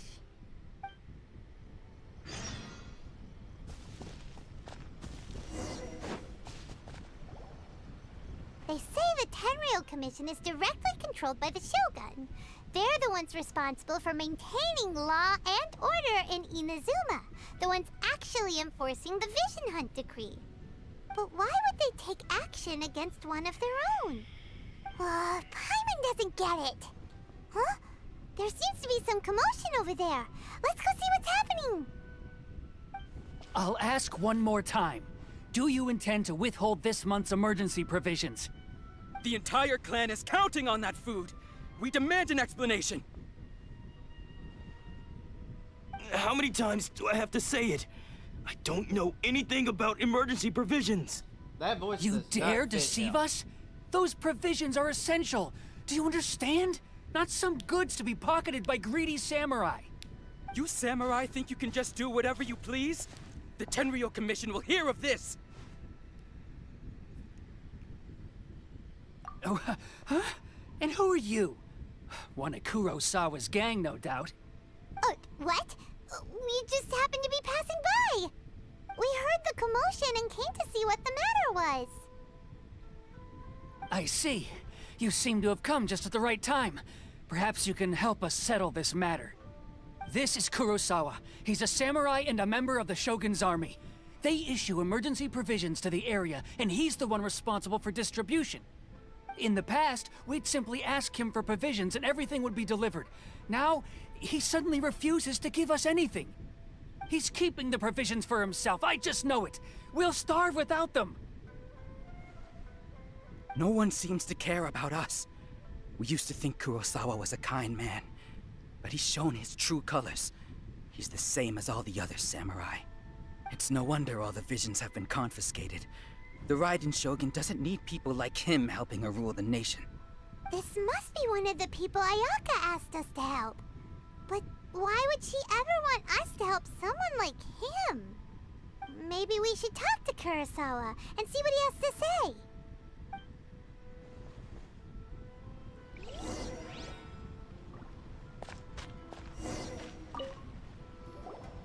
I've never even heard of these emergency provisions. I don't know whether it's rumors or whether they're trying to blackmail me. But either way, it's ridiculous. If I was hoarding supplies, would I still be the poor man I am today? My own family can barely get by as it is. Now, if you'll excuse me, I've got other matters to attend to. Yep, memory. And that's the first bit of truth I've heard all day. The Shogun's army told me that I was unworthy of my vision. And they said I was slacking off in my work. Apparently, I'd even disappointed the Raiden Shogun. And that's why they confiscated my vision. Well, that's strange. You were helping enforce the Vision Hunt Decree.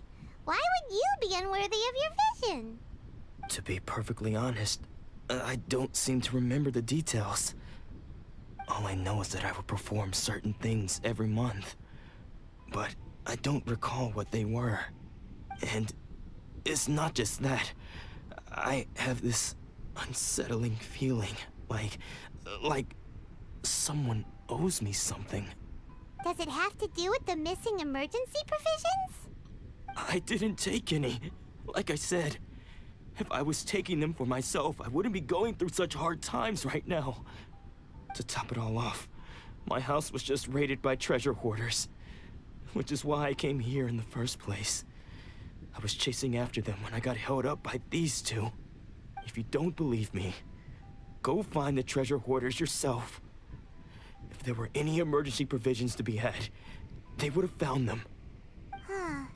He seems to be telling the truth. But we better confirm. Let's go round up those treasure hoarders and see what they have to say. We should be able to follow their tracks. They couldn't have gone too far.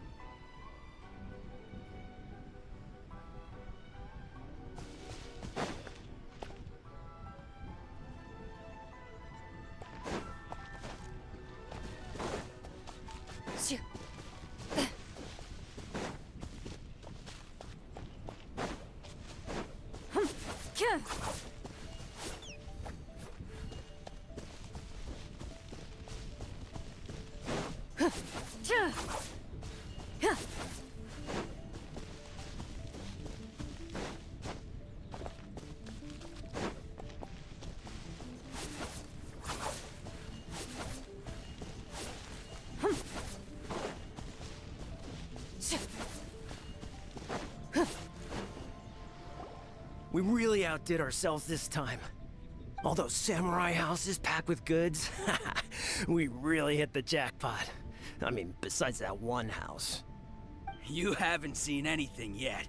There'll be a lot more where this came from. Today's just the beginning. I'll be leading you all on an epic journey of pillage and plunder that will go down in hoarder history. Alright, let's beat them up. You demand, boss! These seem like the treasure hoarders we're after. Let's teach them a lesson.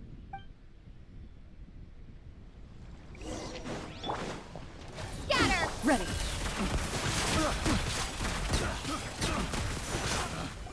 Picked the wrong test. Aw, there goes all the Mora. We worked hard to steal that, you know? Come on, boss. Think of something.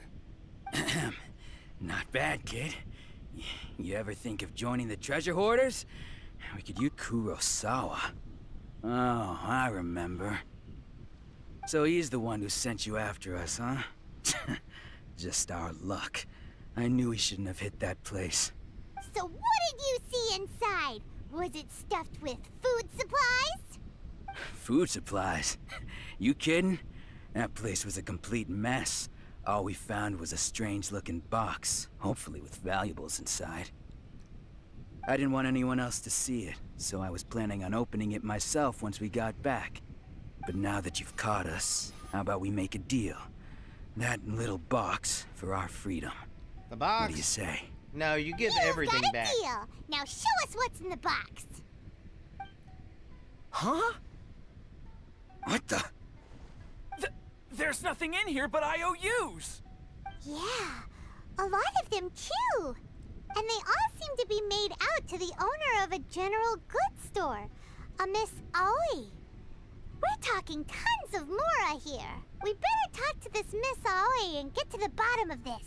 As for you guys, you're free to go.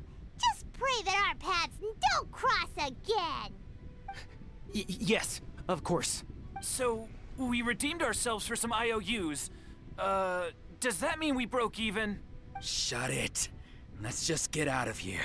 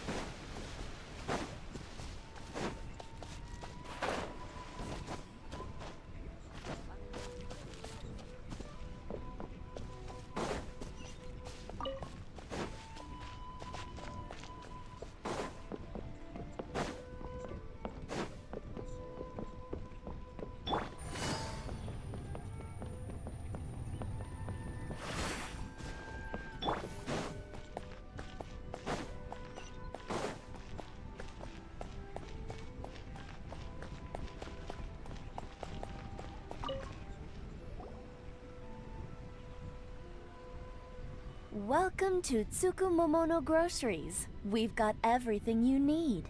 Can I help you find something? Or perhaps there's something you want to inquire about? These IOUs. So you're friends of Kurosawa, I take it? Perhaps you're here to pay off his debts. No. Whoa! Let's not get ahead of ourselves. We're just here to learn where they all came from. How did Kurosawa end up owing you so much money? Did he buy anything super expensive here? Let me think. Kurosawa would come regularly to purchase large quantities of foodstuffs. He'd always put the payment on his own account. Ah, so that's what he's However, been doing. the price of provisions began to skyrocket recently, and his salary was no longer enough to cover the cost. So, he started writing out IOUs to cover whatever he couldn't afford of the usual amount. So that's how he was getting those emergency provisions. But why did he have to purchase a usual amount? If the prices increased, couldn't he just buy less? Well, if you think about it, the citizens receiving the emergency provisions must have been carefully calculating how much they needed to sustain them each time. Kurosawa thought that it would be quite the disappointment for them if they found they didn't have enough, especially after such long and careful planning. So he deemed it necessary to take on the debt rather than let the people down. Wow. Kurosawa was purchasing all the emergency provisions at his own expense. And no one ever appreciated what he did. They just complained and held him accountable. People's attitudes will always reflect their circumstances. In the face of hardship, nobody cares to think twice. If you ask me, had Kurosawa told everyone the truth about the supplies from the start, then there wouldn't be such a severe backlash now. Of course, I'm sure there would still have been some unrest. What he was doing was truly a thankless deed. As for why he chose to spend his own money on emergency provisions and never tell anyone, I'm still not too clear myself. If you're still curious, why don't you go ask him yourself?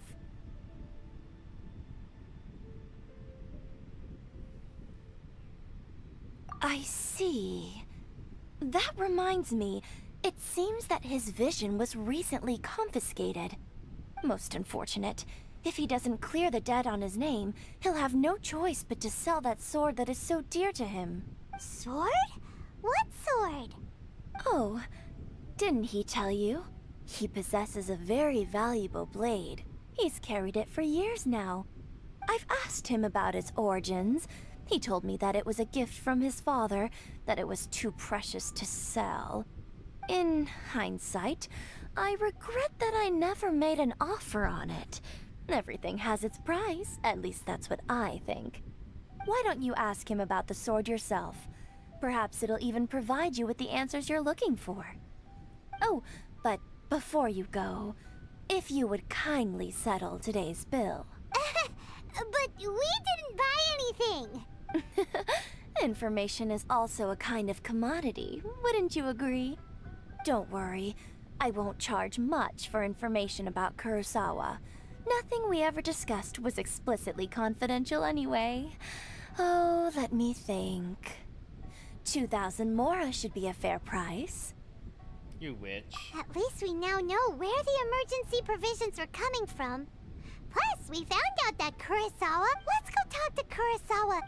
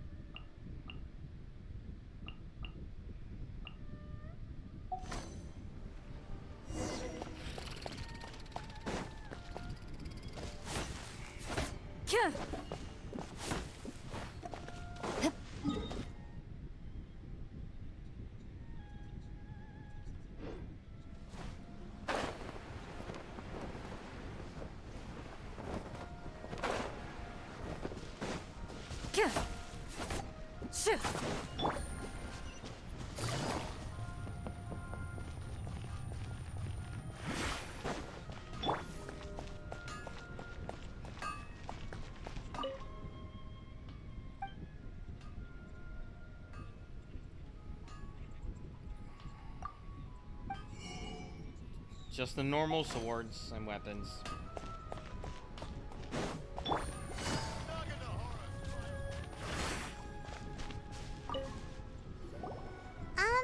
What are you doing here all by yourself? Where did those other two go? I presented them with a choice. Either they left or I drew my sword. They left. It turned out to be a real time saver, actually. Perhaps I should start using it more often. Did you manage to track down the treasure hoarders? Everything I said would... That just about sums it up. It turns out that you really were distributing emergency provisions, but they were all purchased at your own expense. Strange. Is that really the kind of person I was? I don't really have any such recollection.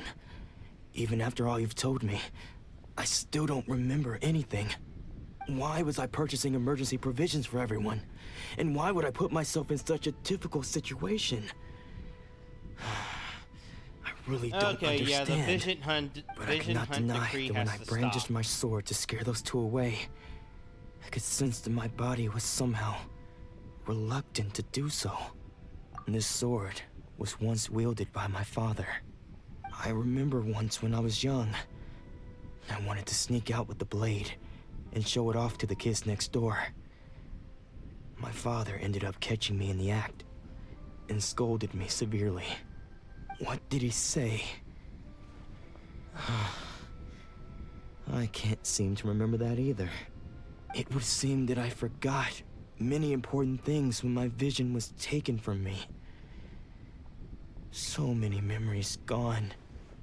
Forever. No matter how hard I try to remember, all I can remember now is my father telling me that this blade bore his life's creed.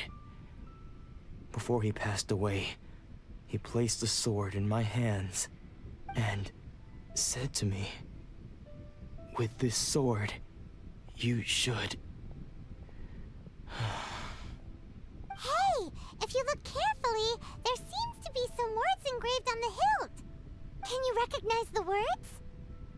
Virtue and justice. Virtue and justice? Somehow those two words seem to explain everything now. Taking on seemingly endless debts to make others happy. I guess that must have been my greatest ambition after all. But what use are virtue and justice? I purchased the provisions for those in need.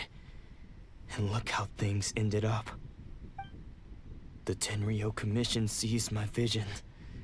And the very people I was so desperately trying to help refused to understand me. And the irony of all of it is, I somehow still felt sorry when threatening them with my blade. I'm incapable of being a good person, yet I'm equally unable to be bad. I don't know what to do with myself. Yet another troubled soul. When we get the chance, let's speak to Toma about Kurosawa's debt. The Yashiro Commission would surely help cover his expenses. In any case, we must never let him sell off that sword. Yeah, seems like losing all ambition is a terrible experience. Fortunately for us, you don't have a vision. Let's go find the next poor soul.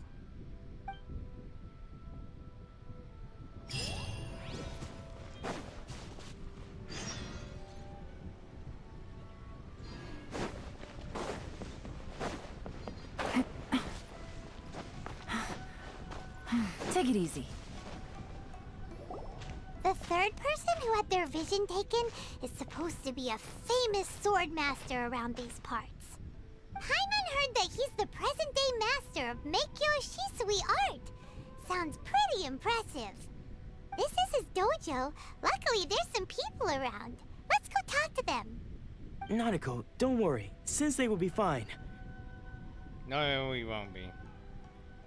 Those thugs that challenged the dojo were strong, but he fought them all off in the end, didn't he? Maybe, but I'm still worried about him. Things have gotten dangerous before in the past, but it's never shaken him. This time, though...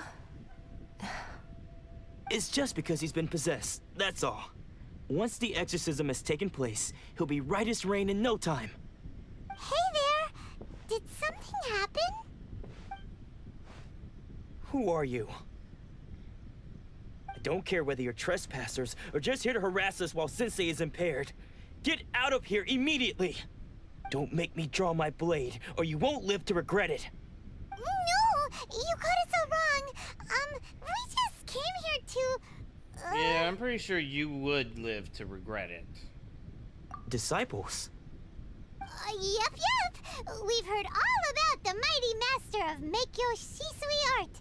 It's the whole reason we came all this way, to seek him out and ask him to train us. But then we got here and overheard you talking about how he got possessed or something? From the way you're dressed, it doesn't look like you're from around here. Please, accept my apologies. We've had so many people trying to cause us trouble recently that we're on high alert. You haven't arrived at the best of times, I'm afraid. Sensei got possessed recently, and he's still recovering. He's not able to take on any new disciples for the time being. We can wait. I see you are earnest in your pursuit. Okay, how about this? My fellow disciple Nanako and I will explain Sensei's situation to you in a little more detail. Then you can decide whether to stay or to leave. Sensei's name is Domon, a name I'm sure you've already heard. Though self-taught, he mastered the art of the sword to a high level. He then proceeded to defeat many other prominent sword masters, never losing a single fight. He once said that his goal was to become the best sword master in the world. And so, even while training us, he continued to hone his own art. His fervor truly inspired us, and we trained hard, determined to keep up with him. But then... Not long ago, Sensei had his vision taken away. He hasn't been the same since. He says the strangest things over and over, and he refuses to let us train. Junya and I have discussed it, and we both think that he's been possessed by an evil spirit. So, we've asked the Shrine Maidens from the Grand Narukami Shrine to perform an exorcism. But if I'm honest, I still have my doubts over whether he'll completely recover. The Grand Narukami Shrine? What's that? The only cure is You to get haven't his heard of vision it? back. It's the largest shrine on Narukami Island. The head shrine maiden is reputed to have very close ties with the almighty Shogun herself. Not that we'd have any means of involving the head shrine maiden, of course. But even one of the ordinary shrine maidens from the Grand Narukami Shrine would have clear power and authority to perform an exorcism. So don't worry, Nanako. Sensei is going to be just fine. The exorcism will take place this evening. You're both more than welcome to come and watch if you're interested. So, losing your vision can cause possession? Guess we should come back this evening and see for ourselves. He's not possessed, he's just having the normal symptoms. Oops.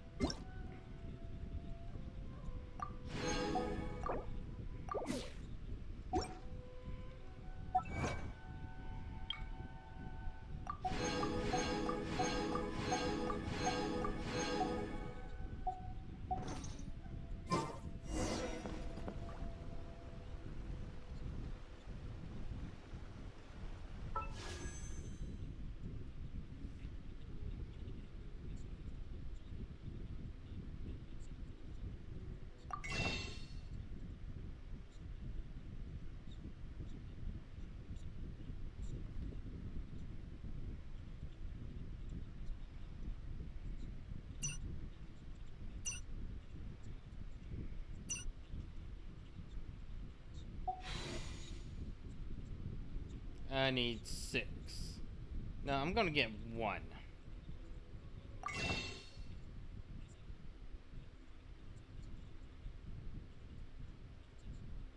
I mean, I could get this guy, but I already have Yalan, and she's just a better version of him.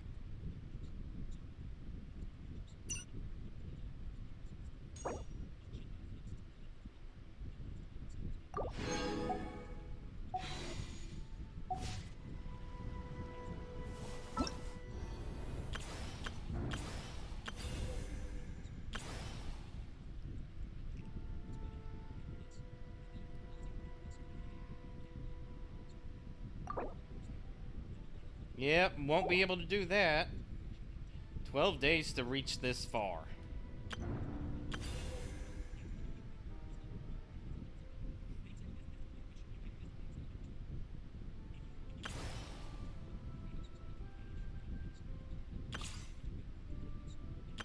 Whoa! I can join the team?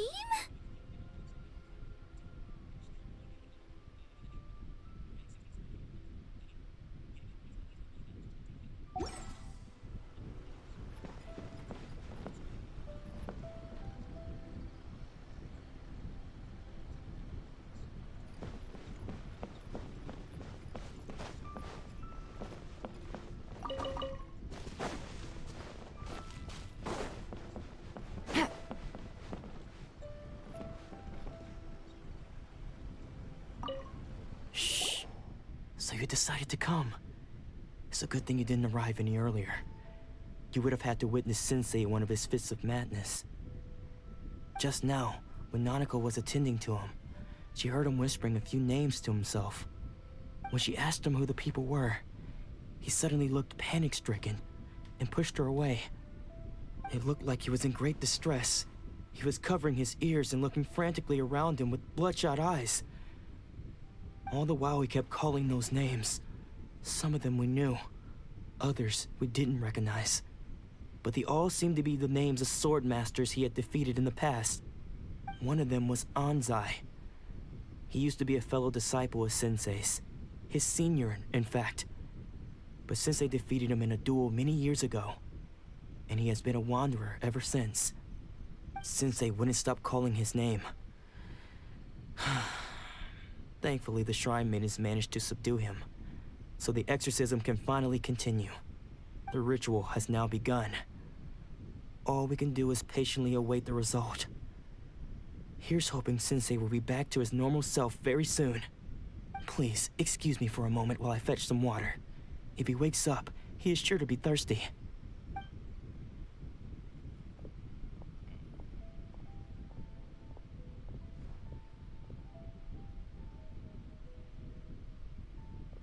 Did he sneak out back? Huh? Who's that sneaking around? Uh-oh. Could they be here to mess up the exorcism? We won't let them get away with it. Come on, let's go after them. He absolutely snuck out. Seems they aren't here. Should we keep going further up? Is this definitely the right place? Let's look a little further up. Aha! Suspicious person sighted! That's gotta be him! How did you catch up with me so quickly? Young body, super speed. Are you sure you're Domon's disciples? You move even quicker than he does. Unless... I guess it's been a few years. Maybe his skills have improved again. Excuse me? We're the ones asking the questions here. First off, who are you? And what are you doing sneaking around these parts? You seem like bad news, mister. Bad news? I'll have you know I trained side by side with Domon back in the day, long before you ever showed up. I don't care to talk about that time anymore. But if you must know, I am Domon's senior. His senior?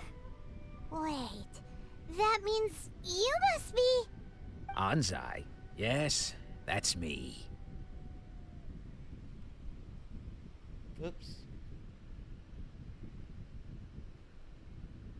Because I don't wish to see Domon or anyone else associated with him ever again. Why were you hanging around When we were young, we trained under the same sword master, studying Make-Yoshi Sui art together.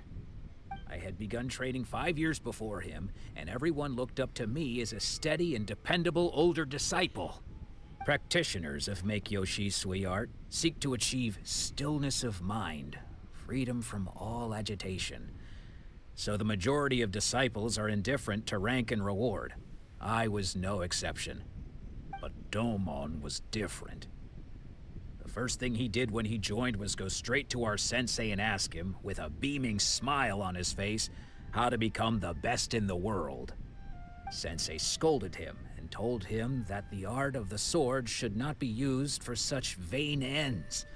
Sensei said that coveting the title of the best sword master, barely days into his training, showed that he had a fickle mind, and that this would impede him from ever mastering the blade. I thought so too at the time, but Domon began making swift progress in his training, and even started catching up with me. Only then did I realize that it was Domon who had long since freed his mind from all agitation. He was consumed by his singular desire to become the best in the world. He sought nothing less than perfection in the art of the sword, and nothing could deter him from this goal. no matter what stood in his way. Sure sounds like he meant business. So how come you don't want to ever see him again? Because until he arrived, I was convinced that I would succeed our sensei as the master of Meikyo Shisui art. Of all the disciples, I was the most gifted. I had trained the longest. Everyone had high expectations for me. Domon's arrival changed everything. When we sparred, I lost not just the match, but my pride and my status too. I fled the dojo that day and never looked back. Later, I heard that he sparred with Sensei too. Sensei was advanced in years by then, and unfortunately that match used up every last ounce of energy in his body. After that, I wanted nothing further to do with him. Deep down, though, I still respected his mastery of the blade and his commitment to the art of the sword. So, when I heard rumors that he had lost his mind, my first reaction was to dismiss them as false. How could he, of all people, have lost his mind? His mind was the sharpest of them all. He had practiced Meikyo Shisui art to perfection. I decided to quietly come and see if it were true. Then, to my complete astonishment, I heard him call my name. I thought mine was a name he had long since forgotten. So you see, I came here not to cause him any harm. I just wanted to see for myself. Okay, you've heard my story. You should get back now. The exorcism is probably finishing. Seems like we got it wrong this time. He wasn't here to mess up the exorcism at all. Still, Paimon's not sure we should bring him back with us. Let's go see how the exorcism's coming along.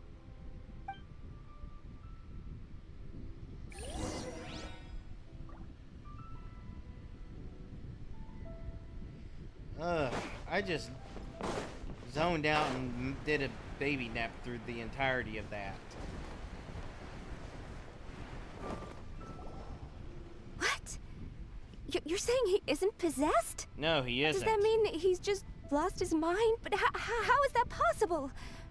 No, I refuse to believe it. Something's clearly wrong. That's just what happens. Nanako, please. Try not to get agitated. I am sorry. With what powers I have, I can find no sign of any malignant spirit having possessed Domon. But spirits may take a myriad of forms in this world, many of which I cannot claim to have witnessed myself. Thus, I dare not rule out possession with complete certainty.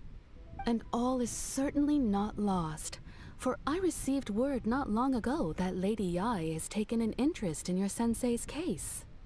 Lady Yai? Is that the same Lady Yai that I think you mean?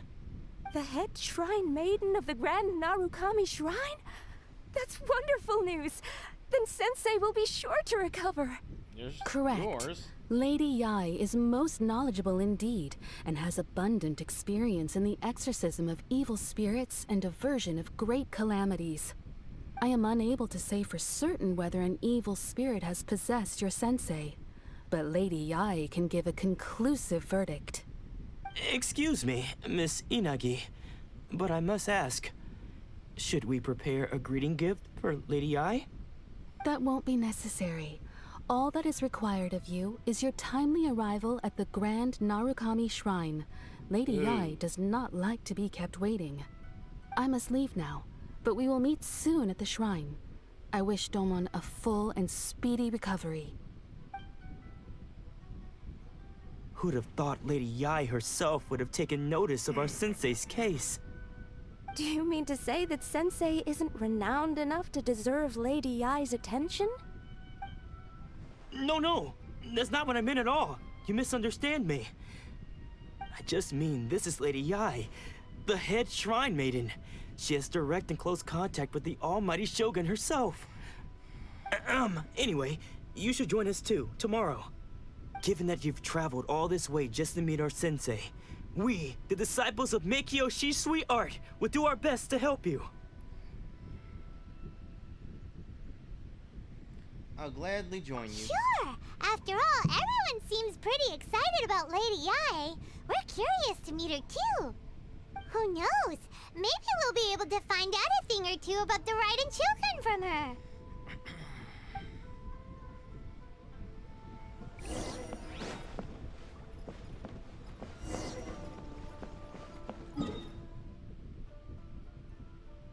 Yeah, I'm not walking all that way.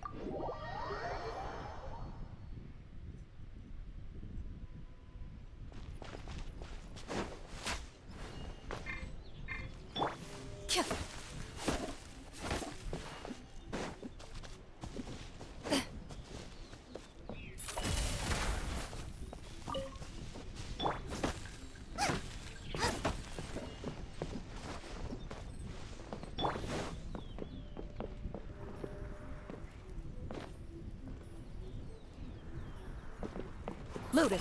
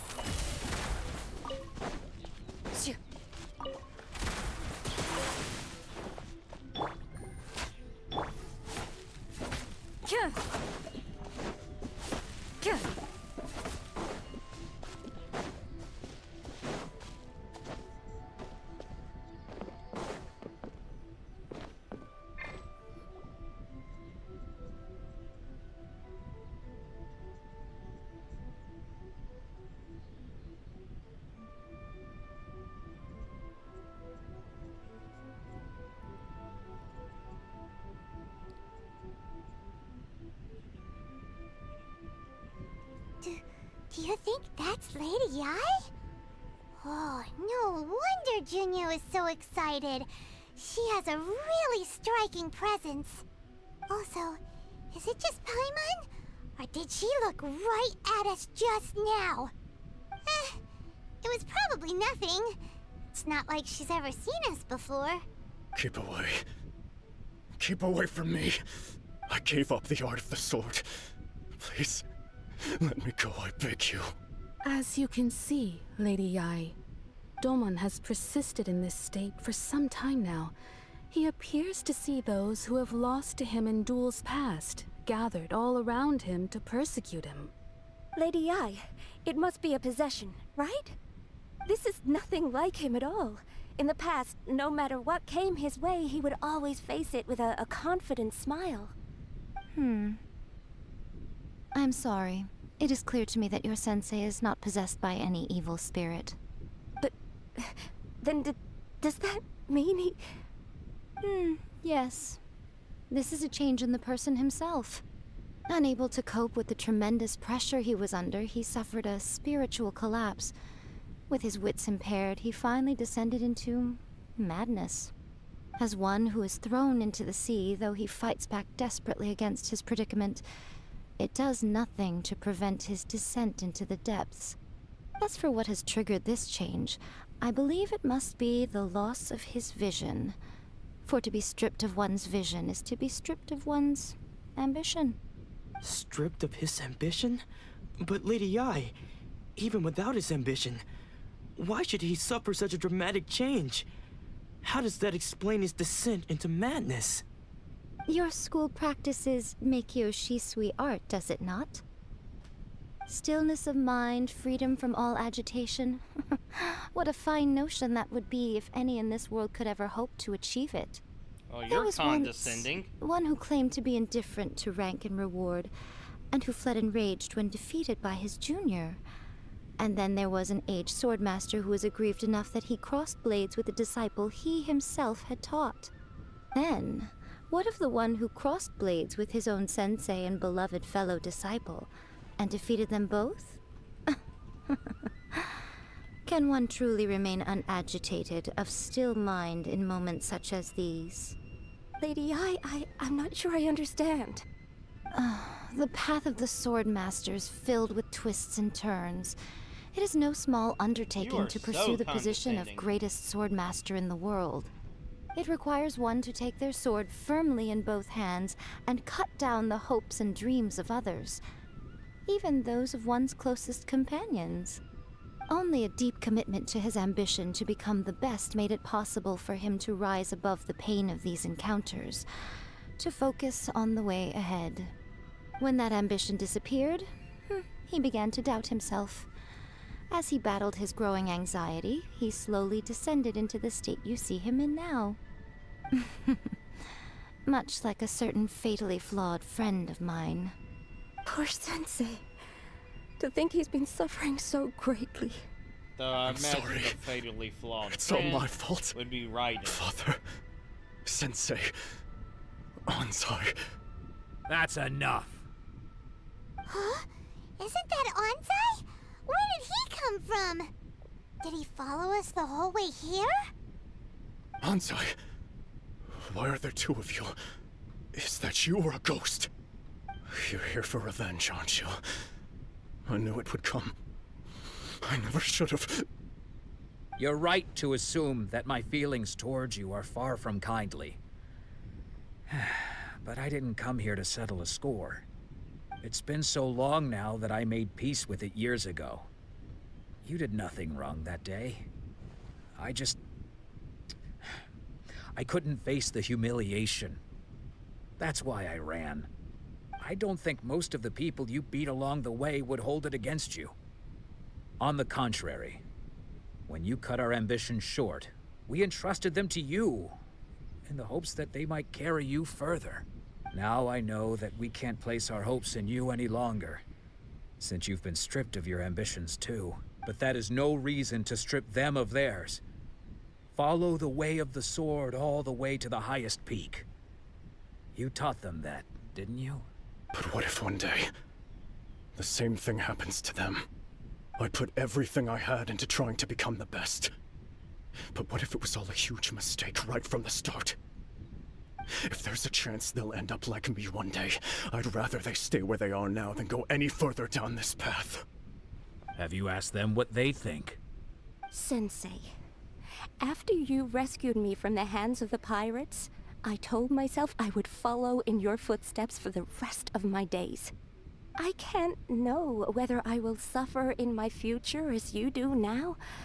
All I know is that here and now, in the present, I wish to continue.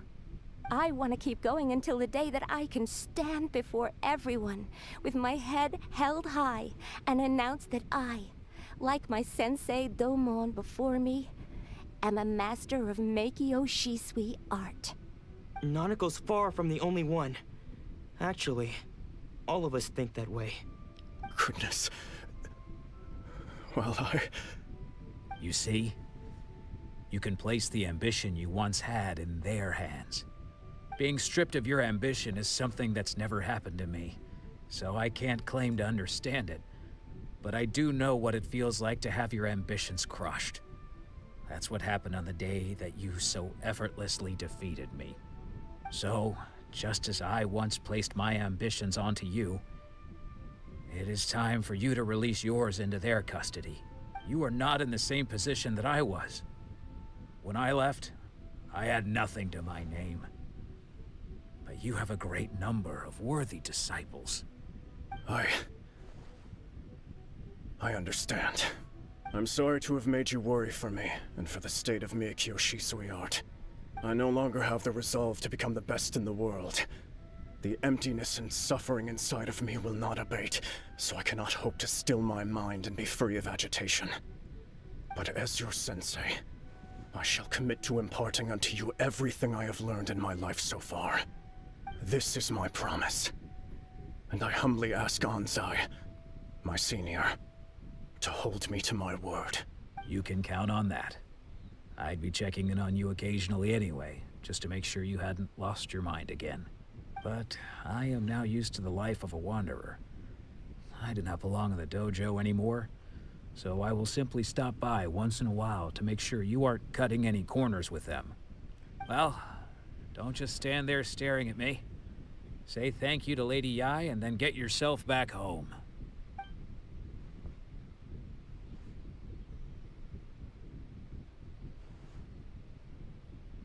So even though his ambition was taken away, his disciples can take it over on his behalf. Guess that sort of solves this one, huh? Traveler, a moment, please. Lady Yai has some words for you. Saw that coming. So, my intuition was correct. The wind that blows from afar carries fresh life to these shores.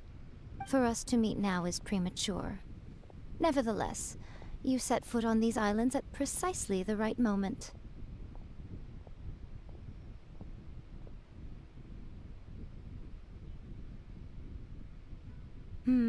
I have high hopes for you, child.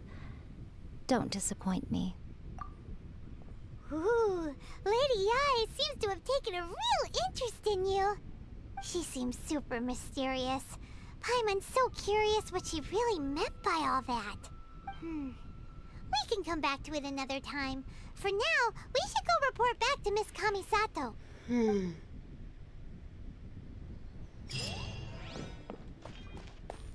Ready. Protection of the Electro. May the blossoms of the sacred Sakura.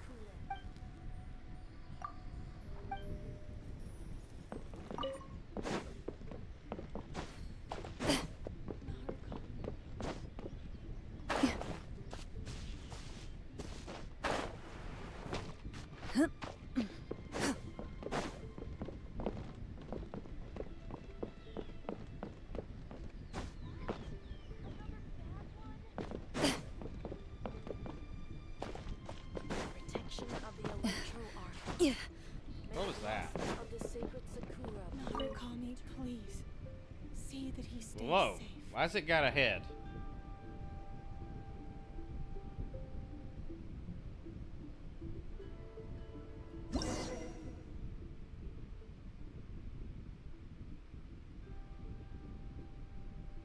Huh. They want electro sigils.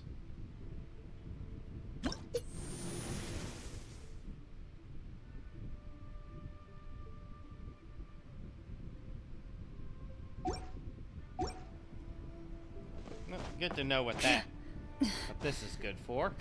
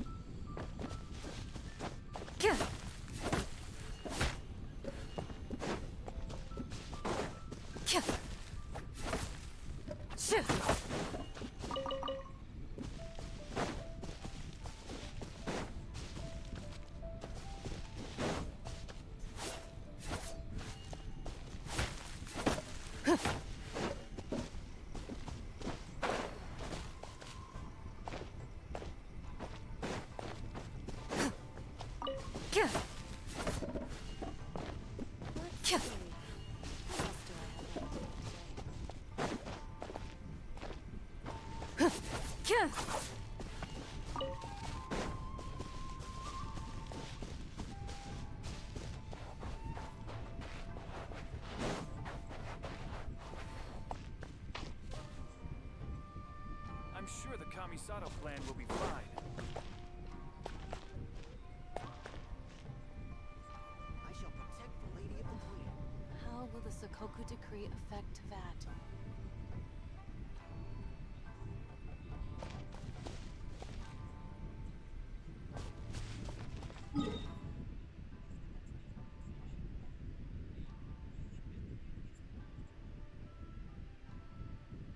Alright. Let's turn this in.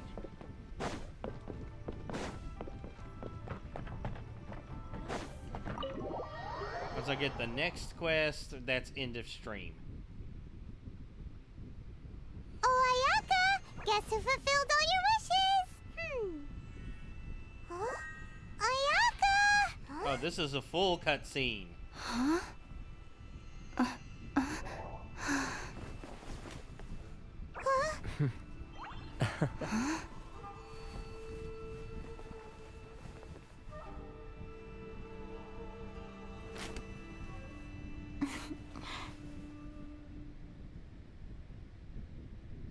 Traveler, Paimon, it is a pleasure to finally meet you both face to face. I have heard all about how you helped our three friends. My sincerest thanks to you.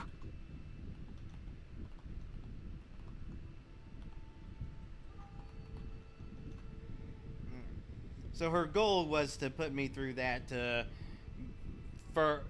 further convince me towards her argument. Yeah. Short of getting them their visions back, it seems like there's no way to really help them. Ayaka, how come this time you get to come out and meet us in person? Because now that you have done the three things I asked of you, I consider you to be my friends. As you will observe, I dispense with the screen for Toma also. Mm-hmm. Wait a second. But isn't Toma your, servant? Paimon's happy to help and all, but Paimon sure as heck did not sign up to be a servant. Oh. Paimon, you are most entertaining. Toma is first and foremost my friend, and was so before he ever became my attendant. Oh, okay then. Ayaka, you seem pretty different out in the open compared to how you are behind the screen. Alright, we can be friends. Thank you both kindly. Back to the matter at hand. You have now witnessed the pain of those deprived of their visions. What are your feelings on what you have seen? Seems the fate worse than death. Perhaps in the eyes of a deity such as the almighty Shogun, the lives of those who inhabit the world are inconsequential. Thunders roar, lightnings flash, the winds assault, and the rains descent. All these things take place with no regard for the feelings of the common people. But I believe that surely you understand what they must endure. It seems that perhaps now you can appreciate my feelings on all of this. In which case, perhaps you would be willing to reconsider your stance? You will? Really? Naturally. I mean, if we're fighting the Hunt Decree, bravo, my lady. We're going to have right to all end up along. against her anyways. See? I told you she wouldn't reject them. I'd placed my trust in the right person after all. Now then, given that the remainder of our discussion pertains to matters of a more confidential nature, perhaps we could move to the Komori Tea House? We ought not to involve other members of the Yashiro Commission.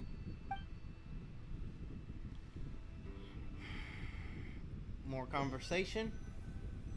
Well, here we are again. Please continue without me. I'll keep watch. So, what's the deal with this place anyway? What makes it your favorite meeting spot? This is land that was gifted to the Yashiro Commission by the Shogun. The Kamisato clan has the exclusive right to plan, build, and repair any property on this land, and even to allow or deny access. Such privileges exist due to the Yashiro Commission's role in managing ceremonial affairs. Oftentimes, it is not appropriate to discuss details in front of bystanders. Oh, Paimon gets it. Gotta keep a bit of mystery, right? Once the number of ceremonial affairs conducted in the city began to decline, our forebears built a tea house here. Only members of the Yashiro Commission are permitted to come and go as they please. Or allies. Makes sense. Perfect place for a secret base. In any case, we can talk freely here. I presume you have a few questions that you wish to ask me? The almighty Shogun. I've seen her on but only a few occasions, most of them formal ceremonies. She inspires awe, commands respect, and exudes a sense of absolute authority. But as I recall, there was something else about her that struck me even more deeply. It was her almost complete lack of any emotion. In that sense, she appeared to me to be less of a ruler and more of, well, an executive official, I suppose. Focused exclusively on her single goal of implementing eternity, acting accordingly without feeling.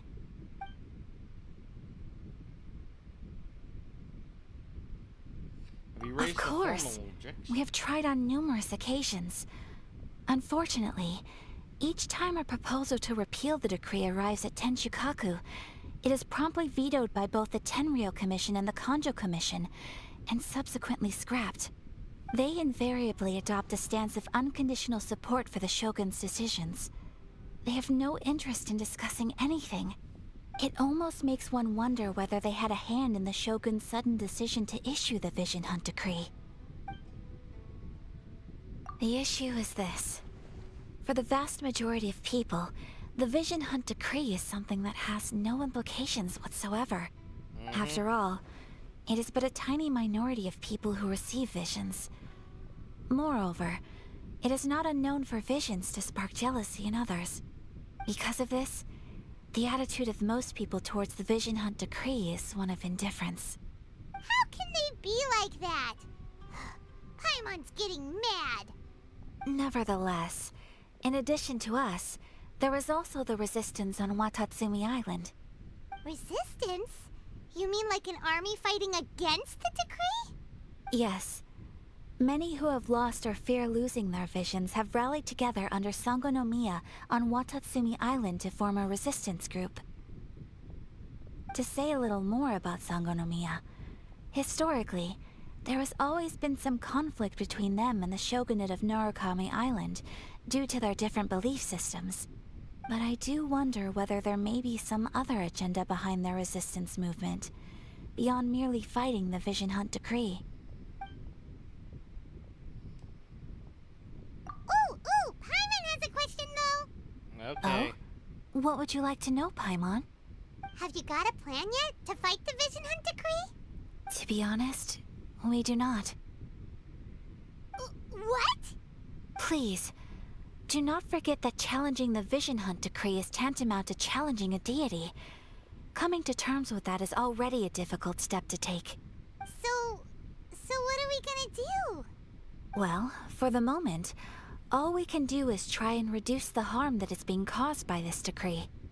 For example, by providing vision bearers with safe refuge, or manufacturing counterfeit visions for them as a contingency measure. You're telling Paimon that there are people out there who can make fake visions? Don't underestimate the talents of the craftspeople in Hanamizaka. To the naked eye, their counterfeits are indistinguishable from the genuine article. The problem we are facing right now is that Master Masakatsu, who was providing us with counterfeit visions, has recently been arrested by the Tenryou Commission. Darn! So they found out about it? Ugh. Yes. We knew it was not a long-term solution, and that it was only a matter of time before it would be exposed. But we cannot simply abandon Master Masakatsu. Jailbreak? Exactly. I feel the same way. But given mine and Toma's identities as part of the Yashiro Commission, breaking him out of prison would risk dragging down the By no means do we intend to place the burden of such a task on your shoulders alone. When you are ready, go to Hanamizaka and look for a fireworks shop run by the Nagonohara family. There, you will find someone who can help you. Okay. Conversation ended. I think it's time to end stream. I'm gonna use this as my teleport location.